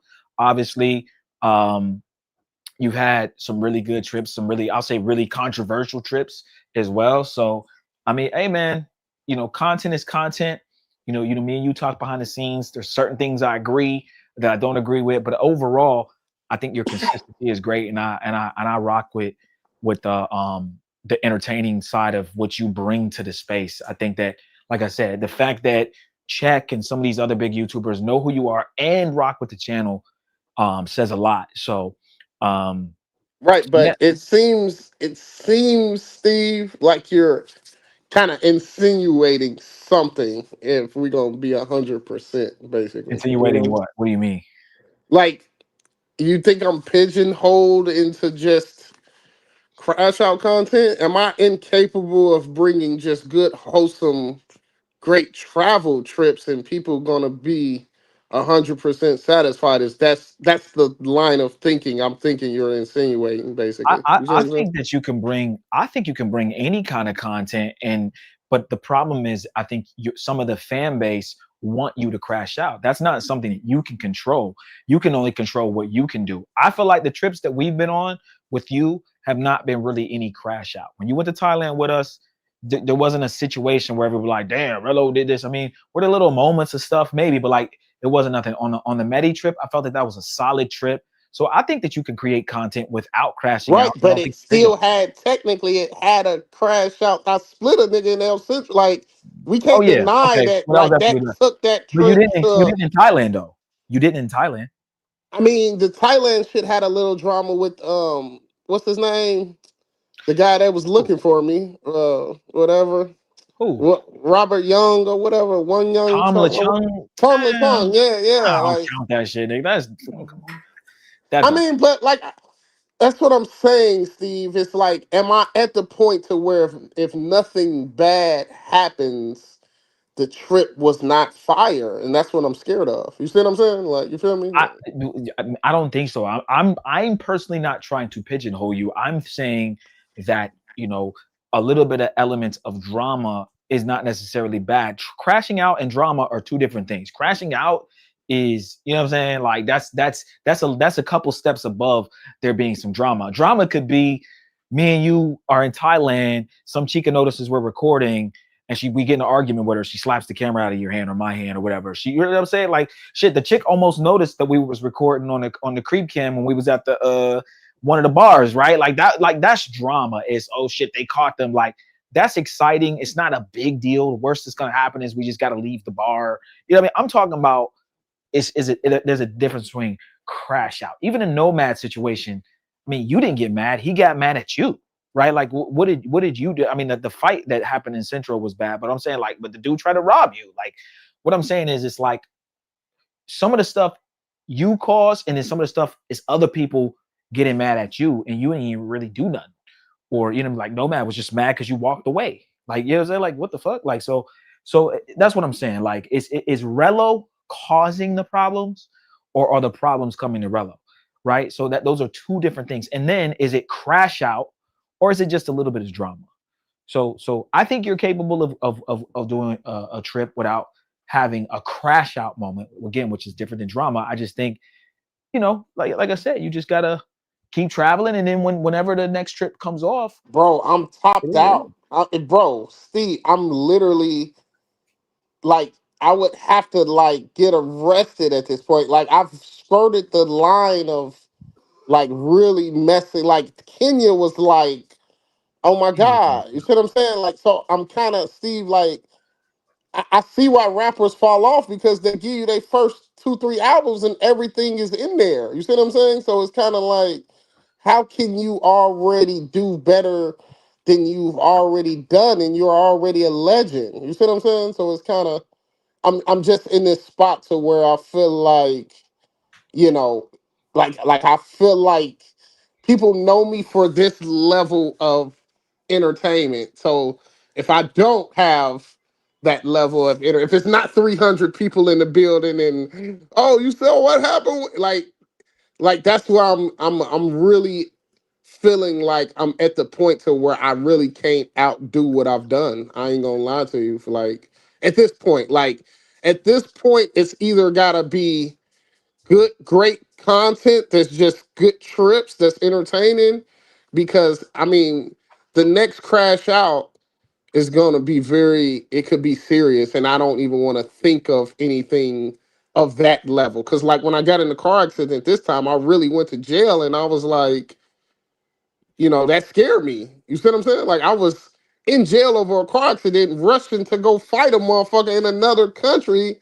Like, just everything. You feel what I'm saying? Like, it's just a lot of negativity that's been headlining the trips, is what's making these trips, I feel like, be so big of a deal, where I just kind of want to get back to like, oh, he just had a great trip. He had some Johns on the thing. It was lit. Like, lit trips is what I basically, you see what I'm saying? Like, I'm almost in a catch-22, if that makes sense. You get what I'm saying? Like, no, you get me? I get it. I think, bro, you don't have, but like I said, I don't think you have to crash out. I think to have a good trip. I think if Relo, let's just like pick a hypothetical real quick. If you had a trip where you're chilling with Bad Johns, they shaking ass, you got them on the X or whatever, you're doing what you're doing, you know what I mean? You walking around, you laughing, you joking, you drinking, whatever it is. And let's say there was just no crash out, no drama, no really anything crazy. Maybe a little bit of something, but nothing like is arrested and all this shit. Bruh, I don't think people are gonna be like, yo, this trip was fucking trash. Like, if anything, maybe they'll say it was good or I maybe like, but they're not gonna say the shit was completely trash and we not donating or we not supporting. So I think once you have that, like, I feel like you haven't had one of those. The last 2 or 3 trips have just been like major, like, you know what I'm saying? So I feel like until you have one, you can't say what's gonna happen. You don't know.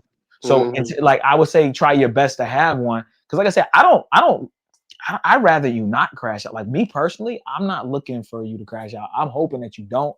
And like I said, if me and Al were there, we try to keep that, hey, Relo, we try to really just try to help in any situation to get you out of that. Cause like I said, these countries, they don't give a fuck about us, bro. They don't give a fuck. Like, they don't give a fuck about our money. They trying to cheat us. Like to give me my phone, bitch. Like, right. They just trying to get more bread, bro. Like, it's just like, so we can't trust them. We all we got. We're all we have. We can't. So to let someone crash out or to like that someone's crashing out, is it entertaining to watch to some degree for some people? Sure, but like, this is real shit happening to you. So I think until you have that trip where you go and it's just bad bitches, fun, whatever. I felt like Thailand was probably the closest to that, which I think was still a great trip.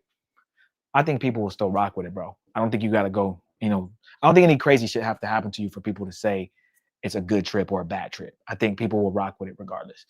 Right. And I agree with you. My only rebuttal to that is I realized the bar is so high now, then that's what's kind of like Relo, you've been on World Star Tour, you know what I'm saying? Like it's just really, like, when you really think about everything that I've accomplished in the travel space in the last 2 years, it's like, right.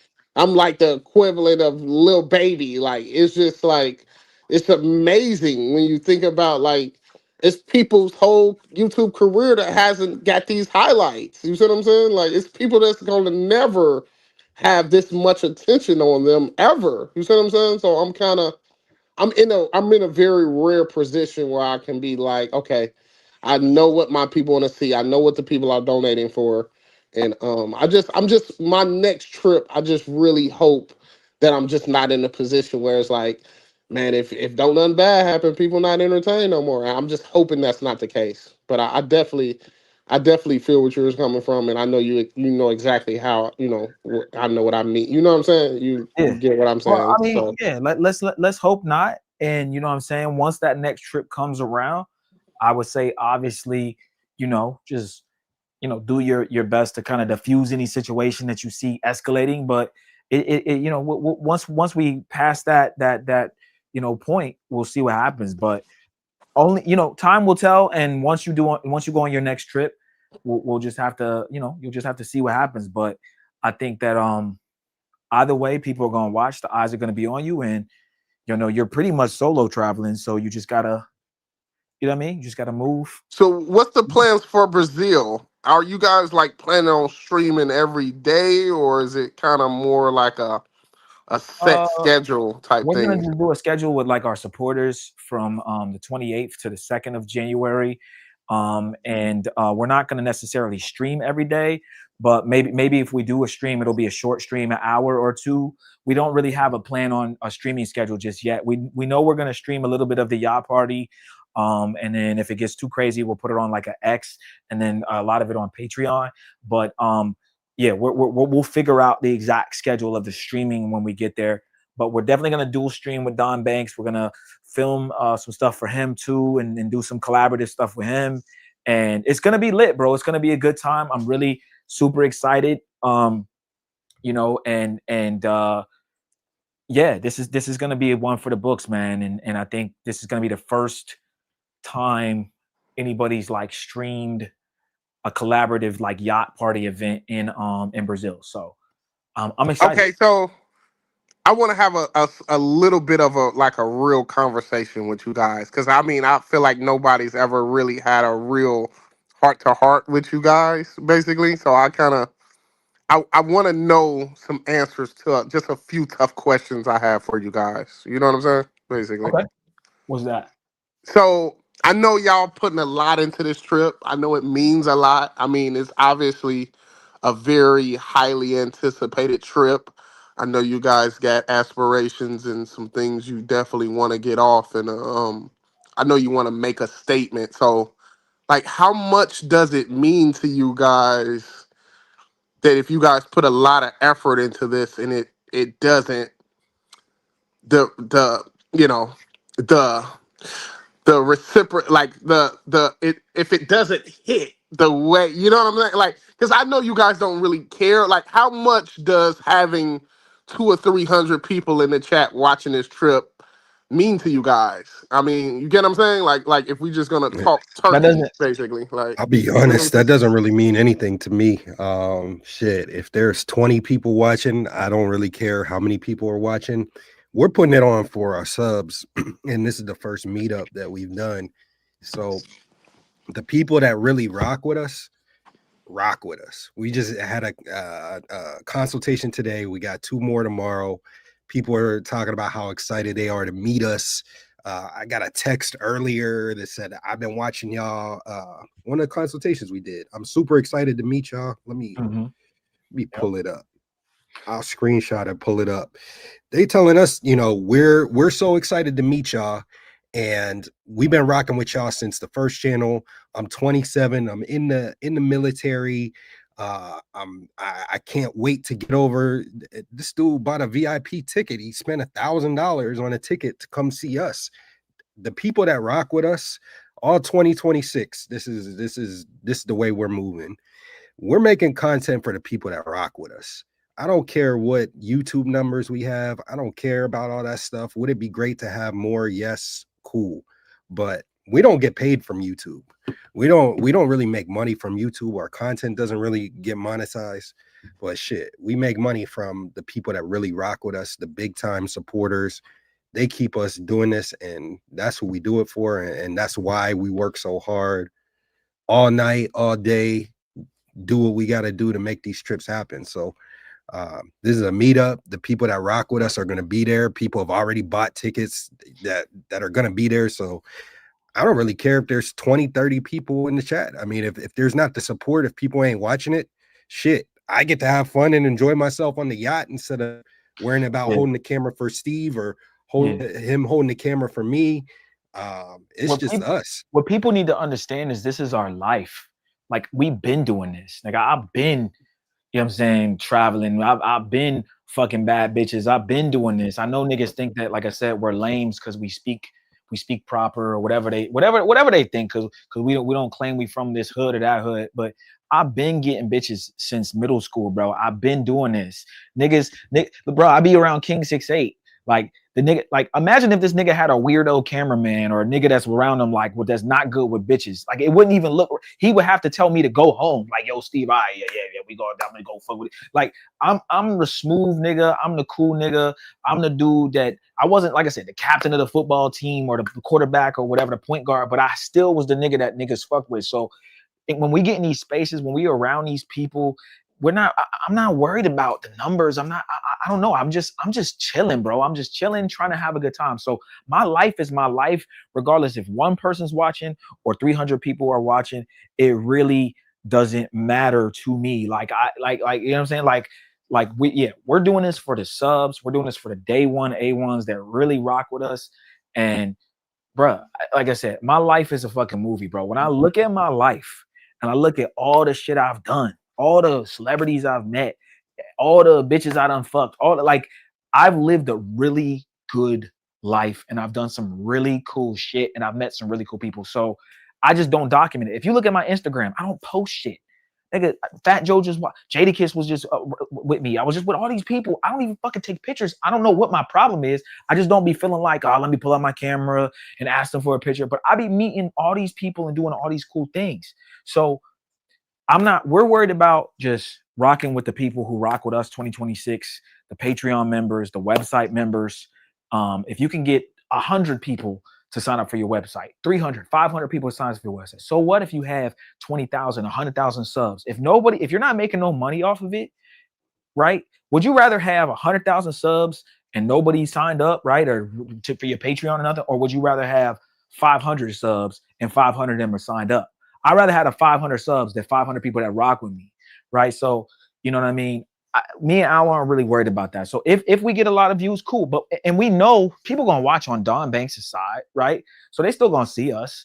He's gonna post the live on his channel, or he's gonna post the content. We'll be in it. So the eyes is gonna be on me regardless. I don't really care. Right, but my thinking is, are you at least expecting more eyeballs on this trip particularly is my Maybe. main Yeah. question, Of basically. course. 100%. Of course. There But ain't I don't shit to really care. watch right now. Yeah. There ain't shit to watch right now, but what's going we on? ain't doing it. So that's my point. If that's not the case, something's wrong. You get what I'm saying? Like, you feel me? Like, No. you feel what I'm saying? Something's Like, that's wrong if you're looking at it from YouTube's lens, but with us, like, after we got banned, I mean, we were on track to already, we would have been had 100,000 subs. We would have passed a lot of these people that have things to say. I'm not worried about numbers anymore. Numbers don't matter to me anymore, because it's like after the Patriots got caught cheating in the Super Bowl, like, I don't really care. It's an asterisk. I don't care. We right, already but it's not won that shit. about it's not about the numbers per se. It's just about niggas being sleep on the trip overall. I think is the genuine consensus from it. You see what I'm saying? Like, that's the, you know what We're I'm just saying? gonna keep putting like, out cause you can quality look, you can content. have 40 people in your chat, but if everybody in the space is like, nigga, that shit Intuition is doing is fire, check them out. And like that, to me, I know it might seem a little vain, but like that's hot to me. If you're making noise and you already intended on making noise, it's fire. But if you're trying to make noise and it's still not making noise, it's kind of like, why isn't this working when everything else lines up for success? Is my point. You get what I I'm don't, saying? you know what's crazy, Rello? I don't know why it's not working or why it would or wouldn't. And to be honest, bro, I don't really care. My whole thing is, again, like I said, my life is my life, whether the people watch or not. Is there something wrong? I don't know, maybe. Regardless, at the end of the day, the content that we're going to have from this yacht party is gonna be fire. It's gonna be fun. It's gonna be lit. If you catch it, you catch it. You don't, you don't. But you know what I mean? Catching it. I'm tuned in. If niggas want to not, if niggas want to not watch or whatever, hey man, that's cool. You But say if niggas is sleep, fuck them. Is that what yeah. you saying, basically? Let them sleep. Fuck them. They ain't on my Okay. team. Fuck them. That's how I look at it. Okay. If you ain't on my team, fuck you, nigga. Like it is what it is. So we gonna continue to do what we do. I'm gonna continue to work with King 68 and fucking right. Like I said, like it doesn't matter if people see it or not. If me and Al get this to dude's literally flying us around the world to work with him. Like, do I care if I'm not making? If I put out a vlog and it does 150 views? Nah, like. I'm literally getting paid to fly around the world. Steve getting paid to fly around the world. We all want to just get there, bro. As long as we get there, we're cool. And I'm in my favorite country. I got chicks like I don't really care about 150 views. Like I don't care if I'll go to King 68 people in the page. chat. Go to King 68 page. He got 200,000 on one of his last vlogs that I did, that I edited and that I shot. Right? I don't like. Here's my it's not on my channel, but okay. Here's the vlog that I made for him. Here's the clip that I made for King 68 that got 10 million views. Like I don't like if niggas want to throw around numbers, I can throw around this. Right? I could throw around that. This is me. This is my work. So is it on the Mentuition channel? No, but it doesn't matter. It's me. I have the masters. I have all the files, right? Like I have everything. So it's like, I'm not going to sit here and argue with people about what I do or what I don't do. I'm lit, bro. We are lit. Like if niggas want to say we're lame or our show's boring, that's cool, nigga. I'm lit, nigga. My studio's lit. The bitches I'm fucking are bad. I don't care. Like even a fat bitch I'm fucking is cute, right? Like I there's nothing about my life that's boring and whack, right? Like that's what I'm saying. Like if niggas feel that way, that's fine. But bro, we've been doing it for the last 4 or 5 years, traveling, showing people how to move properly, and that's what we're going to continue to do, bro. It is what like I said. If I can help 2 people, 1 person, 2 people watching, hey. It is what it is, bro.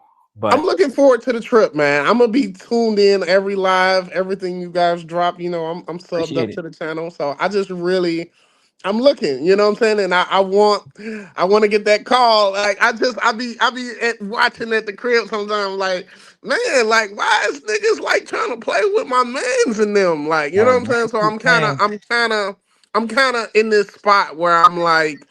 I'm hoping you guys this is just me. I'm hoping y'all have a moment where it be like, I told y'all them niggas was them niggas. Y'all been you see what I'm saying? Like I really, really I want that for y'all because I just, like I said, we all are a little vain, a little time, so it's once you put a lot of effort and energy something, it feels nice to have. Hey. Get your flowers while you can still smell them. Is what I mean. You know what I mean? I'll say this. I'll say this, Rello. At the beginning of the year, we were Rello's cameraman, right? That's what the haters were saying. Oh, you guys are just filming for Rello and hold the camera and all this. They were making all these jokes. They're cracking all these jokes. And at the end of the year, we're getting paid and flown around the world to film for one of the biggest YouTubers in the world, right? Yeah, we got paid to go to film for Flyboy and put out a crazy masterclass. I was so happy with how everything turned out with all of that. Flyboy did his thing. We all did our thing. We showed Cali, to the world. A lot of people had never been there before. I mean, our work speaks for itself. If we don't get the views and people don't watch it on YouTube, that's just one platform. Like I don't really care, but YouTube also doesn't pay us. The people that are worried about YouTube are the people that are worried about getting paid on YouTube. We don't make money on YouTube. Right. Absolutely. And shout out to, we got a super chat real quick. Shout out to Jimmy Johns. He says, great answers. I fucks with y'all. I'm the same way. I said it before. Y'all is like players to me. How long y'all gonna be in Brazil? We'll be there. Appreciate it, Jimmy. We're gonna be there for at least a week and a half. So just hit us up if you're in the city. We'll be down there. But yeah, the trips that we put on, bro, have been super legendary, bro. The shit we did in Cali was dope. We bagging baddies on stream, nigga. Don't even speak the language all like that, nigga. When we bagging bad bitches, like, nigga, I don't know what niggas want. Like I said, I guess, whatever, bro. If they want to hate, they can keep hating. But at the end of the day, bro, we are bringing different kind of shit to the space. We are pushing the envelope, moving the needle, whatever the fuck you want to say.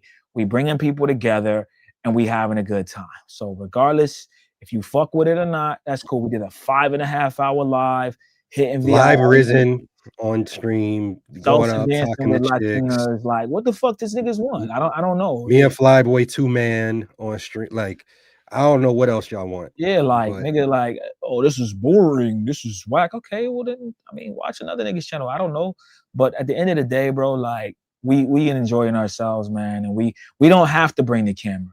We're bringing it because you know what I'm saying. We just wanna, you know what I mean. We just want to show y'all how we living, man. That's it. We just want to show y'all how we living. Look at Flyboy. We just want to show you how we living. That's all. That's it. That's all we doing. We just chilling with Pristine.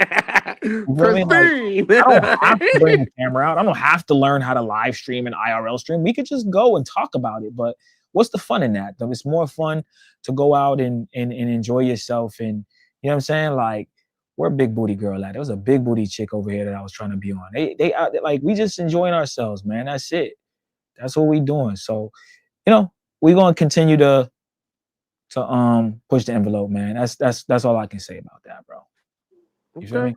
That's what's up, man. I appreciate you guys having me on the show. It's always a good time when I can pop up and chop it up with you guys, man. I really fuck with you guys. Y'all know we like brothers, so hit me anytime, and we'll talk behind the scenes and get everything situated for hopefully the trilogy trip that we're gonna put together, man. Wherever that's at, for sure. All right, guys. Absolutely, man. Appreciate you for joining the panel, Rello. All right, man. Y'all be safe. How y'all be safe? I'm gonna hit y'all, man. I'm on All right, bro. All right, I'll be safe, bro. All right, you too. That was Jay Rello. We appreciate y'all, man. We're gonna wind down the show. My heart is broken. Here she go. All right, we running down big booty Latinas, bro. Like, I'm not. If niggas want to, oh, you're a lame, Steve, nigga. What? Like, nigga, I'm literally in the street, like trying to, like, you know what I'm saying? She was ugly. She was like, they just say, hey, you're holding her hand. Her butt's not all that fat, Steve. Look, she got a tattoo on her shoulder. Like, y'all the niggas that just be pointing out shit. You look at the ass, man. Like, what are you talking about? Like, this is what I really do. So I'm like, I'm not gonna sit here and argue with niggas and shit. Like, I'm enjoying my life, running down on bitches that are from Cali, Colombia with big booties. You know what I'm saying? Knocking them down. Yeah, knocking them down. I love big booty Latinas. So whatever y'all want to say, that's cool. But look at that ass. That's the kind of shit I'm on. So it is what it is. You feel me? But yeah, so we appreciate y'all, man. We really do appreciate all the love, all the support. You know what I mean? And shout out to everybody, man. We're gonna continue to keep, doing what we do. So we're gonna wind down here, guys. Class is dismissed. Okay. We're gonna go over our housekeeping real quick. Make sure you guys go to mentuitionnetwork.com to purchase your ticket for the NYE Yacht Party. We have a couple weeks left to purchase your tickets. You can use coupon code Mentuition to get a discount on the ticket. Otherwise, if you can't make it to the NYE party, make sure you guys come to the Carnival Yacht Party. Okay, we're doing 2 with Don Banks, 1 on the 14th and 1 on the 21st of February. You're not going to want to miss it. Tickets are now being sold on our website, mentuitionnetwork.com. Check it out. All right, guys. Before we wind down, we'll go over our Patreon real quick. We really don't need to go over the website because we kind of already did. You guys can also book a consultation on the website as well. So book that consultation. We have 2 consultations tomorrow. And shout out to our consultees, I guess you'll call them, but asking some great questions. We really want to help you guys out. So those of you who are on the edge, I think I want to just book the consultation, man. It's 100% worth it. One of the consultations we did today, he went to Sao Paulo and said, yo, thank you so much, man. Those clubs you recommended, that main club you recommended, it was my speed. I like more upscale. So me and Al can give you that. If you want grungy, kind of little whatever, we give you that. If you want upscale, you want nice restaurants, we can give you that. You want nice clubs, we go to everything. We're not, you know what I'm saying? We really test out. So we test out shit so you guys don't have to test it out and be like, oh, I didn't like this. So we can give y'all the game. Okay. All right. Let's go over our housekeeping real fast. Make sure you guys go to our Patreon. That's patreon.com/mentuition. It is free to join the Patreon. However, when you sign up, you will unlock the sauce. We have 3 tiers. Our general admission tier, you get access to some of our locals content, access to all of our full uncensored travel guides, exclusive behind the scenes footage, exclusive access to our private community, Patreon exclusive content, and special Discord access. Next up, we have our VIP tier. You get access to all of our Not Safe for YouTube content, priority chats on YouTube, access to our members only live streams, a list of over 1,000 remote jobs, 1 free consultation question answer per month on Patreon direct message, 20% off consultations, 10% off the merch, and even more special Discord access. And last but not least, Spin the check and get it right back. join our all access pass. This is how you guys can support us at the highest level. You get 1 free consultation per month, up to 60 minutes, 25% off of additional consultations throughout that same month. Otherwise, the next month it resets. So you get another free consultation. You get access to our personal cell phone numbers, free exclusive member only meetups, VIP access and discounts on our merch, yacht parties, and other events. Guys, don't forget to join our Facebook group. Our Facebook group has over 500 members. The link is in the description below. We're going to be posting exclusives on our Facebook.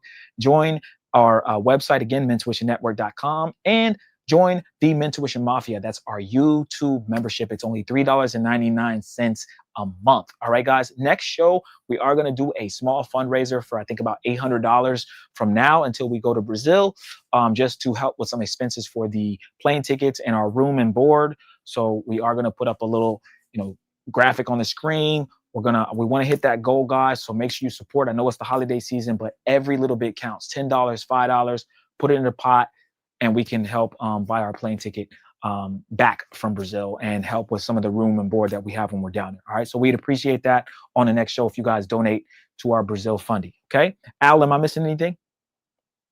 No, don't kiss these hoes in the mouth. Don't kiss these whores in the mouth. Chat. We appreciate y'all. And we'll see y'all again soon. We'll probably go live tomorrow or Wednesday. We're going to try to do a bunch of shows this week, especially since we're doing a fundy. So expect a show either tomorrow and or Wednesday. All right, guys. Until next time, guys. Adios. Adios! Adios! Adios!